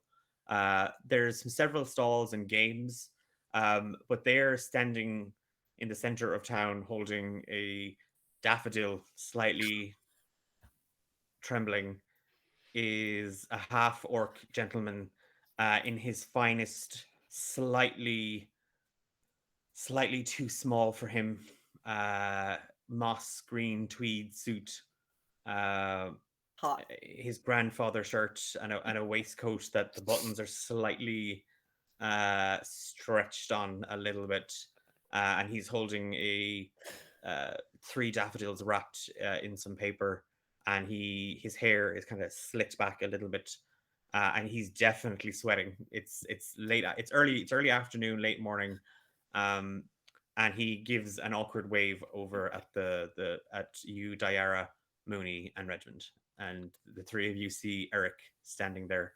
And Mooney, you remember the note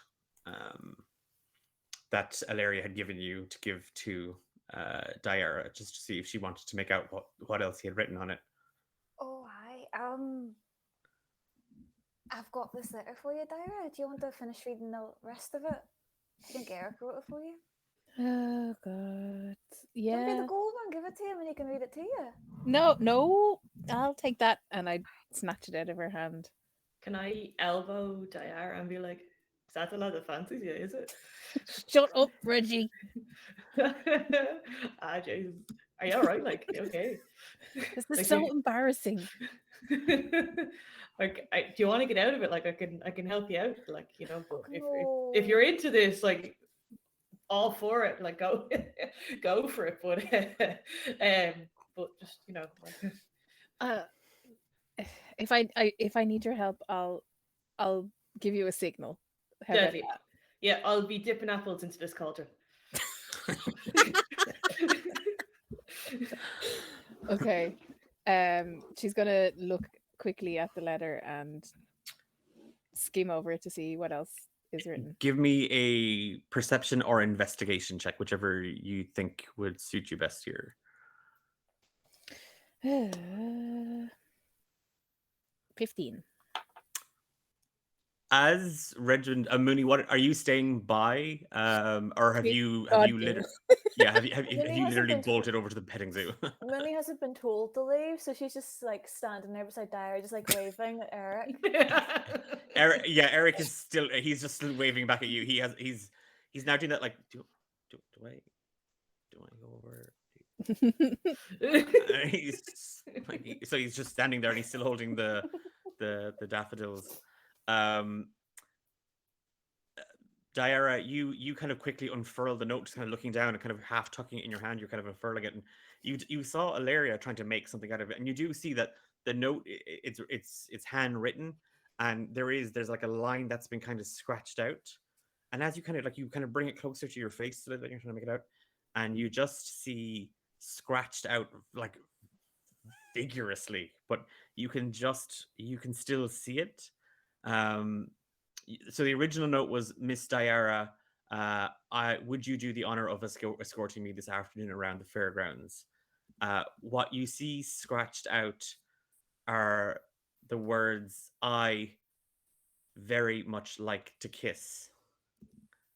The word I before would, and very much like to kiss after would. She's gonna like just slowly fold it up and put it into the pocket of her cardigan, and then just be like, and then just walk over to him. Bye. Have fun. Thanks. You look very strong, Miss Diara, today. You look very strong. I mean, like, your looks are very strong. Thanks. You look uncomfortable.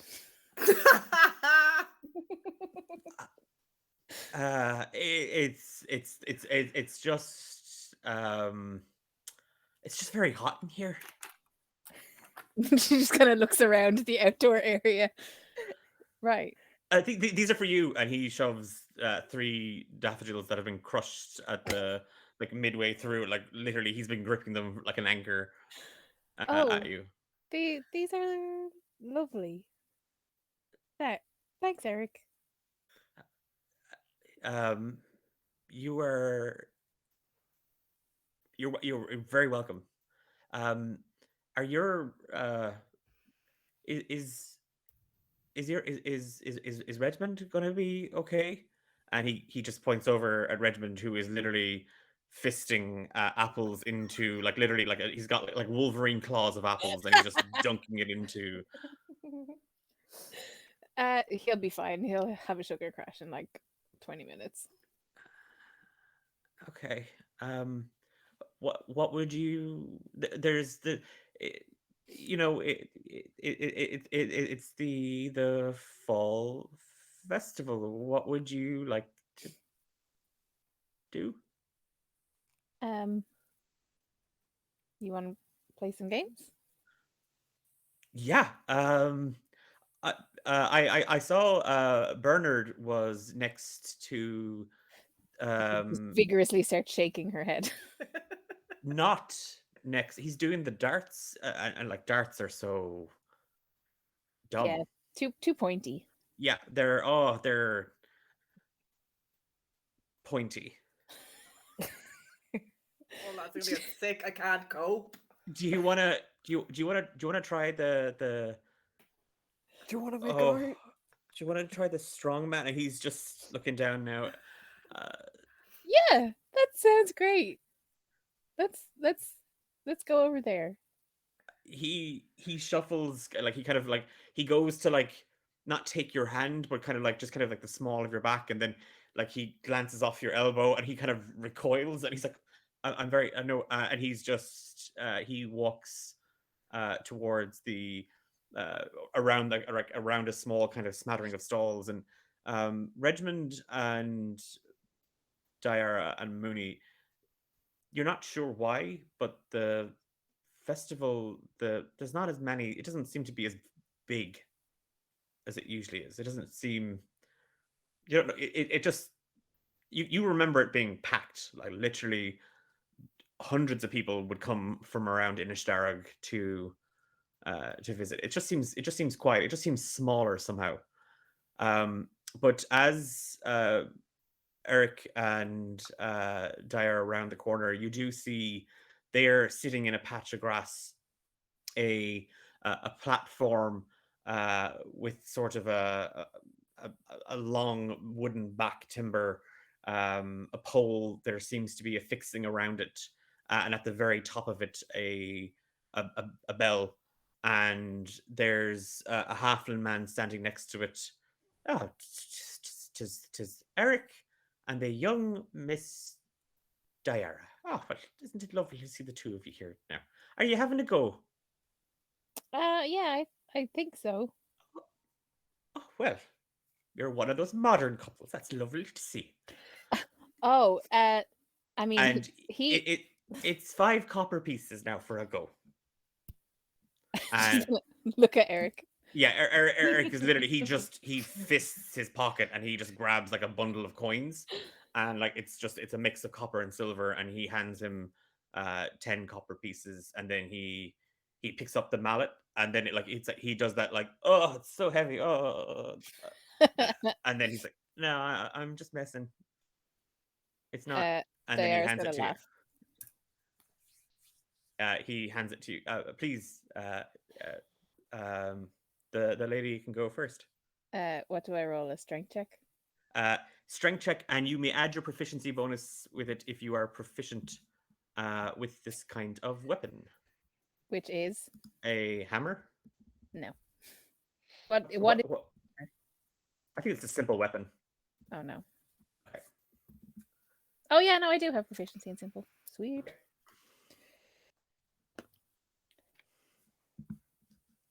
16. Okay. You take a step back. Brace yourself, Diara, and just kind of swing the hammer over your shoulder. It comes straight down on the kind of the platform, the spring platform, and you just see this wooden circle just fly straight up. It doesn't hit the bell, but it goes a good distance. And the halfling man that's been kind of running the booth, you recognize him. He's old Neely. Like he's a farmer. He just like he's holding his chin in his hand and he's just shaking and he's smoking his little pipe and it's just very good. Just very good for a lass like yourself. Huh? Who knew you had the upper body strength? And Eric, he's unbuttoned his cuffs, and he's rolled his sleeves up a little bit. Oh my. And as you kind of see him standing there, he does have quite strong forearms. He's an assistant in the walls shop. So lifting stuff, carrying stuff, moving stuff is his thing. So he's quite buff. And he is going to take a swing. Oh, no, don't say one. And as he does, he kind of slips, and he just catches the end of the board, and it just goes up, and it goes up a third of the way that you hit it. So it literally just goes right up and comes straight back down. And he goes bright red, Diarra, and then you just hear a ha! Absolute lame-o. And Bernard Wall comes round the corner, half a turkey leg in one hand. He's in his full captain's outfit, new shiny badge firmly placed.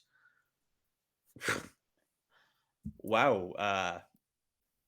The shop boy and freak. Oh, wonderful. What's are we what are we doing here, Eric? And Eric just we're just and he's just kind of half stuttering.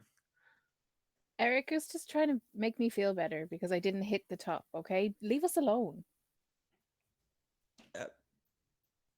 And Eric just kind of looks at you, and the redness in his face just gets kind of slightly darker. Bernard, I think I saw one of those kids. Redmond and those kids. I think they were trying to give the pony one of those apples. And Bernard just kind of looks over his shoulder. Well, it's definitely one of the reject kids that's going to be doing this stuff. And he kind of shifts the belt around his pants and he kind of pulls up a little bit. You two losers continue on your date. And he kind of snorts a kind of a Can I try and subtly cast thaumaturgy to make the ground shake under his feet? Can you do that with thaumaturgy? I think so. I think with it was like little rumbles. Yeah, Harmless Okay. tremors in the ground for a minute. Okay, I'll give him a deck save to see if how he does. Oh, he's got no plus to this. No, it's just 0. Okay.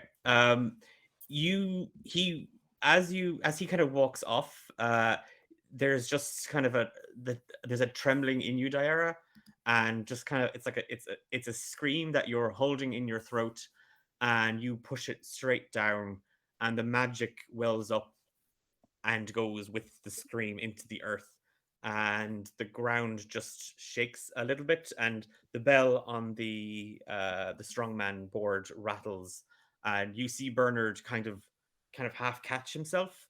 He wobbles, but he kind of walks off, and he gives one of the pegs and poles that are kind of suspending a bit of a kick.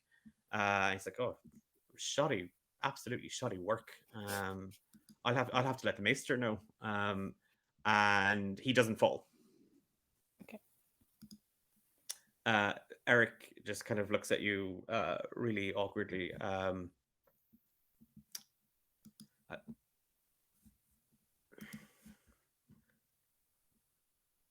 I'm sorry. For what? He shouldn't talk to you like that. I'm used to it. Doesn't make it right, Dara. I know, but you just gotta let it flow over you. I know they make fun of me for being a shop boy. It's not. I'm not. It's not the same thing, and I know that, but What? it's still not nice. What's wrong with being a shop boy? I'm not the captain of the guard, so Oh, screw that. He only got that because his mommy paid off the officers. and he lets out a full. He lets out kind of a snort, like he laughs, like it's kind of a laughed snort. Uh, You're not a freak, Dara. I am, but it's okay. Well then, I think you're the prettiest freak in Canuck. And he kind of like he's like, I think there's a stall down here. I think that Rayler's grandma is doing a tea leaf reading. If you want to check that out. Yeah. But that sounds good. Yeah, he walks off kind of just last time he kind of walked away. Now he's just kind of slowly walking kind of to let you kind of maybe kind of catch up.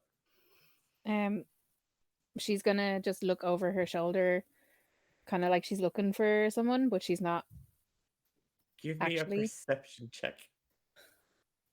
Shit. 11. You see Liam and Patter duck in under the same tent that Mrs. Sapros went in under. Eric, wait. And then she disappears after the twins. Okay. Redmond, you have been harassing a pony with Alma and Essie. The pony has not taken a single one of the burnt caramel apples. Give me a perception check with advantage.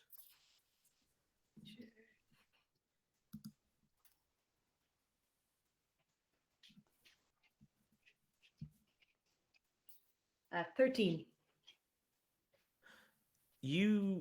It's that sort of sixth sense thing that a kind of a shiver down your back, and you turn just in time to take a step away as Bernard goes to give you kind of a slap on the back of the head. Hey, the ponies don't eat caramel apples, you dolt. Okay. What do they? Bet they eat shite bags like you. And he's gonna try grab his head and push it towards the pony. Okay, we'll do opposing strength checks. A 19. Come on, Regiment. Come on. 13. No. Do you have inspiration? I don't. Burn it, burn it. Anytime. You go to you kind of go to grab him, but as you do, you slip on some of the wet grass, and he manages to kind of step around you, and with your momentum, he's grabbed your arm and he's twisted your arm up behind your back. Did you just try and assault the captain of Canuck's guard? Oh, you see, I actually don't recognize the guard as an actual force. It's not within my mantra to recognize any sort of oppression that is bigger than us. So, Reggie, buddy, most things are bigger than you. Yeah? Like what? Like your stupid fucking pony.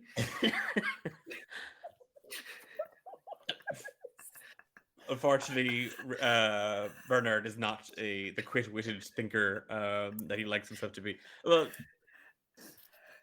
your sister, and he just tries to thrust you into over the fence into the petting zoo. If you want to give me a strength saving throw this time at disadvantage. No. At disadvantage. Okay. Yeah. Oh. Go on, Regiment. Go One of on. them was a nat 20. Yay! Oh, At disadvantage is still 24. Okay. Well, you go to he literally, with your arm twisted behind your back, he's going to literally just try and force you over the railing. And as he does, as he gets kind of this momentum kind of going into it, you barrel roll over the bar, and with that same force, you lift him up.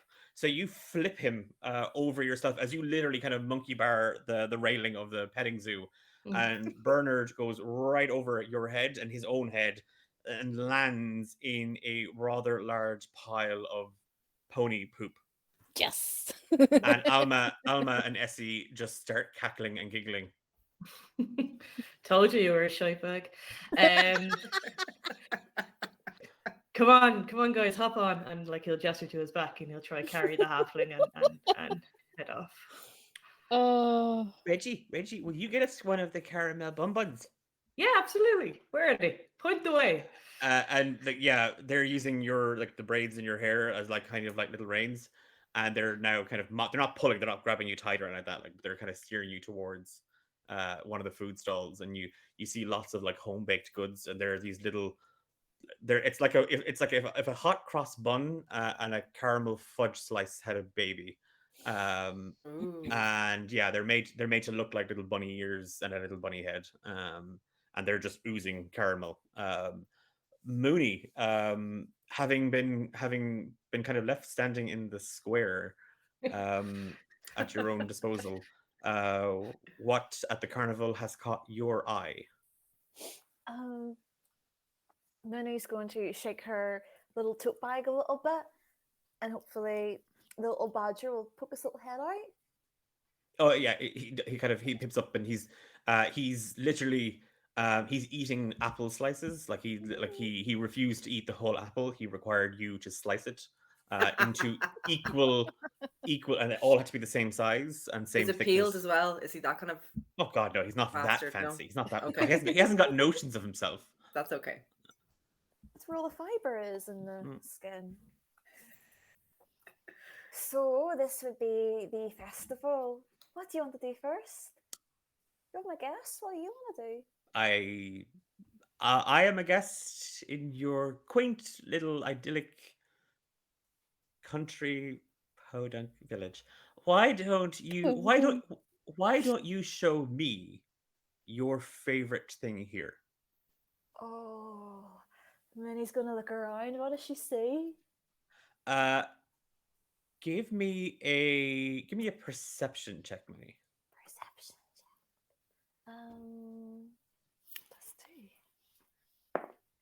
+2. 9. Your eyes are drawn to the petting zoo, but you then see Bernard Wall wiping shite off his pants, and it's kind of putting you off. Bernard's putting you off, but the fact that he's wiping shite off his pants is also putting you off. You see a bit of a commotion as a sugar-rushed Regiment and 2 sugar-rushed little girls are devouring the contents of a half-orc lady's baked goods. Just off the square, just kind of a little further along the road, outside the old Mayor pub, you see a man in a you see a figure in rather colourful attire, long, ropey, billowy sleeves. The whole thing is multicolored. It's these big kind of pantaloons. He's wearing a rather oversized hat with a large feather in it, and he's kind of moving back and forth on one foot. And he turns, and you see that his face is covered in a pantomime mask that is encrusted or bedazzled with little gems that sparkle, that catches what little sunlight is breaking through the grey clouds overhead. And his face is in an upward smile, like the mask's face is an upward smile, and the eyes are in upward, like crescent moons, just kind of all looking up. He looks quite happy. And he's holding a harp, a small little harp in his hand, and he's playing some music. Oh, that seems really nice over there, doesn't it? Why don't we go over and enjoy some music? Why indeed? And the badger just kind of like dips down into the bag a little bit. Do you not want to go and enjoy music? I do. I just don't think a young lady ferrying a rather dashing badger as I around town is going to draw, certain looks. I like to blend in. I mean, if you want, we can go over to the petting zoo and I could pick up a couple of wee goats and carry them around. Maybe people would pay less attention to you. Certainly less attention to me, dear, but again, you would be a Homan beaking of the odd. So no, let's go partake of some local folk instruments. I'm sure it'll be quite entertaining. All right, let's go. And she's gonna make her way over to the bard. As you do, he plays just kind of like he runs, like he's wearing these long black gloves, and he runs his fingers along all the strings in a rising crescendo, and he hops back and forth on one foot, stops, and then jazz hands with his free hand.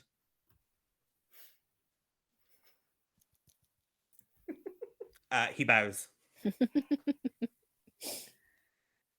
going to, she's not too sure what to do. She's going to go into her little purse and take out one of the copper pieces and just like hold it out to him.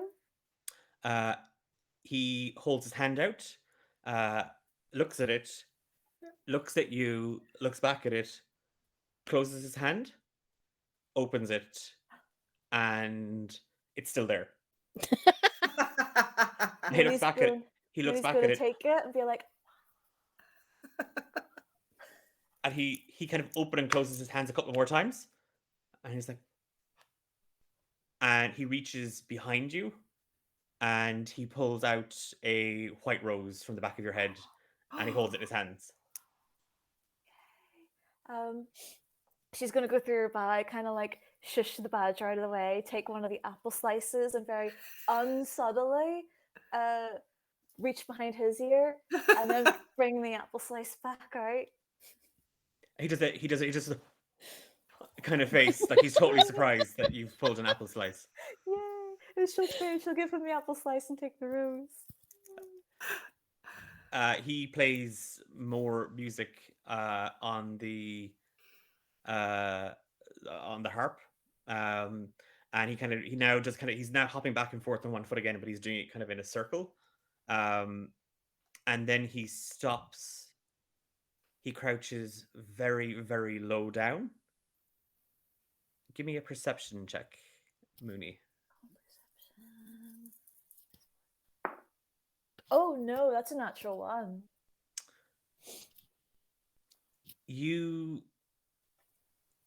not sure what happens in this moment, but it all happens in kind of a blink as Badger literally claws his way up out of the bag, kind of up you, and he is hissing. Oh. And the bard jumps back, and he's now kind of like he's frightened. What's going on? What's wrong? And he's now making kind of a sad expression. When the badger hisses, something's gonna like switch in her, and she'll suddenly have like a very brief recollection of the dream that she had when she remembers a badger hissing at the side of a pool, and snap back out of it, and then look back at the badger, back at the clown, just try and read the scene, gauge what is happening. The badger is literally kind of like he's on your back. He's like wrapped around your neck. And the bard is kind of now taking a couple of steps back. He's kind of bouncing back and forth. And he just does a very ecstatic wave at you. And again bows. And he kind of starts to bound like one foot to the other down the road again into the village square. I I apologize, Mooney. Are That was you most okay? unbecoming. Yes, I'm fine. Are you sure? Because you don't really sound fine, to be honest. I what can I say?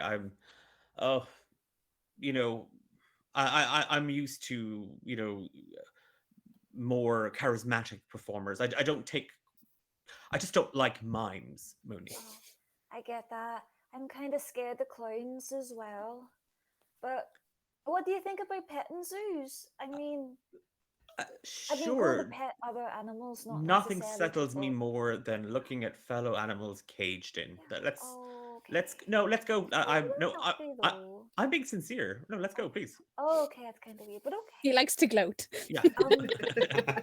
Mooney's gonna look back at the pony. Is Bernard still plaguing around? No, Bernard has gone home to. He's looking for his mam to help him find a change of pants. She's gonna feel a bit safer now. She's gonna take the badger over to look at the pony. Just pet the pony. As you move over to the petting zoo, you see that some of the geese had kind of moved up towards the pony, and you just hear, "Yes, comrades, soon." Um, and then they all kind of turn and they look at you, and they're like, "Shh, I think that's the one that knows what we're saying." And they all kind of they all waddle off as little animals. Oh, Bye, brilliant. comrades. Um, Diara, you spotted the twins slip in under the tent. You sneak, and here inside you see it's just off the wing of the old mayor storage room. Like it's a small little courtyard here where barrels would normally be stacked up, and there's a couple of long tables, and you can just see in one corner a couple of people kind of gathered. And you see Maester Richter. They haven't noticed you. They seem to be kind of in deep conversation. And Maester Richter is wearing a sash that says "Judge" on it. You don't see any sign of Mrs. Sapros, but you do see the tin. You recognize it. And around it, there's a couple of other pies and bakes, and like little cards identifying whose bits and pieces are and what's in it, and warnings for allergies and stuff like that. And you don't see any sign of Patter or Liam. But they definitely came in here. Can I like crouch down and try and look under the table? Yeah, give me a stealth check. 16. You'd scurried under the flap of the tent, and you see that they're all just wooden tables, and they're all draped with like long, heavy white cloths. And you see like it's the closest table to where you are. That's probably where the boys went. You're used to their shenanigans. You drop low, and you scurry under the table, and they're looking at you with completely and totally wide-eyed. You just see Patter and Liam, and Patter, the older of the two twins, is holding a small little glass bottle with a dropper in it, and they both just stop and stare at you. Okay, She's it's just not what gonna- it's not what it's look like. It's not it's not what it looks like. Gimme. But this is Give it to me now. And Patter scoots over, and he puts it in your hands. Are you trying to ruin Mrs. Sapras's day? You know how hard she's been working the last few weeks. Yeah, we weren't trying to ruin her day. You were going to cheat. Yeah, we were gonna help the pies along, and if the maester got an upset stomach from eating all the other pies, well, then Mrs. Sapras was definitely gonna win. That is not how we do things. I have taught you, and Ilaria has taught you better than that. Yeah, but we were trying to do a good thing. I appreciate that, but this is the wrong way to do a good thing.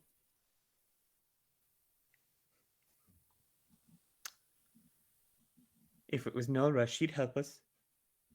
Well, I'm not Nora. Yeah. You're dreary Diara. That hurt my feelings. And I was Well- going to get you a caramel apple. I don't want your caramel apple. I just want to go home now. Okay. You're more than welcome to. And Liam was looking at him, and he was like, "You said that. And they kind of brush past you, and Patter is just very, very quiet the whole time. And Patter. they slip out under the tent. Yeah. Oh, they're gone. Sorry. No. Okay. Yeah. No. Go on. Yeah.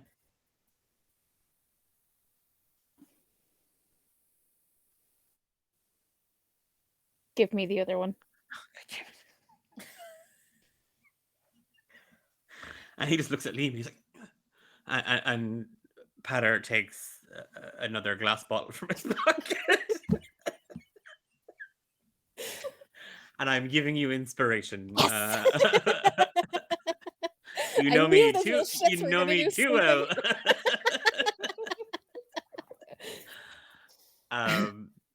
Yeah, he just kind of lets out kind of a snort, and he was like, "But doesn't matter anyway, because Ilaria told us that me and Alma and Liam are going to a family, so you won't have to put up with us anymore."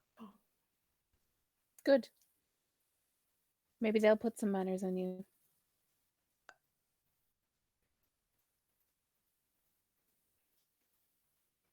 And he looks very surprised and taken aback at that.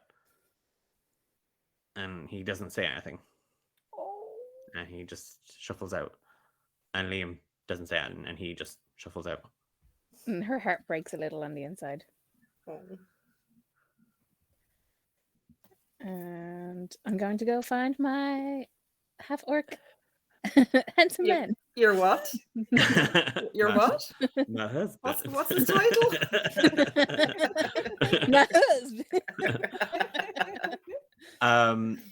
I am very, very conscious of the time. It's now 10:30, and I have to be up in the morning to teach some amazing students. So as Diara, give me a stealth check. Oh God. Please hold. Oh. 5. As you go to slip out from under the table, you knock like your back against it, and the table rattles a little bit. And you just hear, "What was that? Is there somebody else in here?" And the maester moves towards the table, and you are set there, scrunched down, holding 2 glass bottles. And we will leave part 1 of chapter 3, Reap What You Sow, there. Thank you so much for staying with us this evening. I hope you enjoyed it. My name is Declan, and I've been your dungeon master for the last couple of hours. I have been very lucky to be joined by James as Umbra, Kat as Mooney, me as Badger, Eilish as Diara, Emma as Redmond, and Fiona as Nulra. We are back in 2 weeks' time, and we will find out whether Diara gets caught red-handed with poison, how her date goes, how the rest of the Yay. festival will pan out, who or what that mysterious and not entirely creepy mime is. I would love if you would check us out at D8 Dungeon on all our social media channels. You can join our Discord. There's some absolutely wonderful communities. If you liked what you heard here, and you'd like maybe you're like, I need another podcast, would absolutely love if you would check out the other show that I do. It's an Irish podcast called Romancing the Dungeon, about 4 heroes living their everyday life, trying to find love in a world full of monsters, terrors, and heartbreakers. We have been Rise of the Forsaken. This is D8 Dungeon, and we will see you in 2 weeks' time. Thank you so much, everybody. Have a great week ahead of you. And yeah, peace. Bye. Bye. Bye.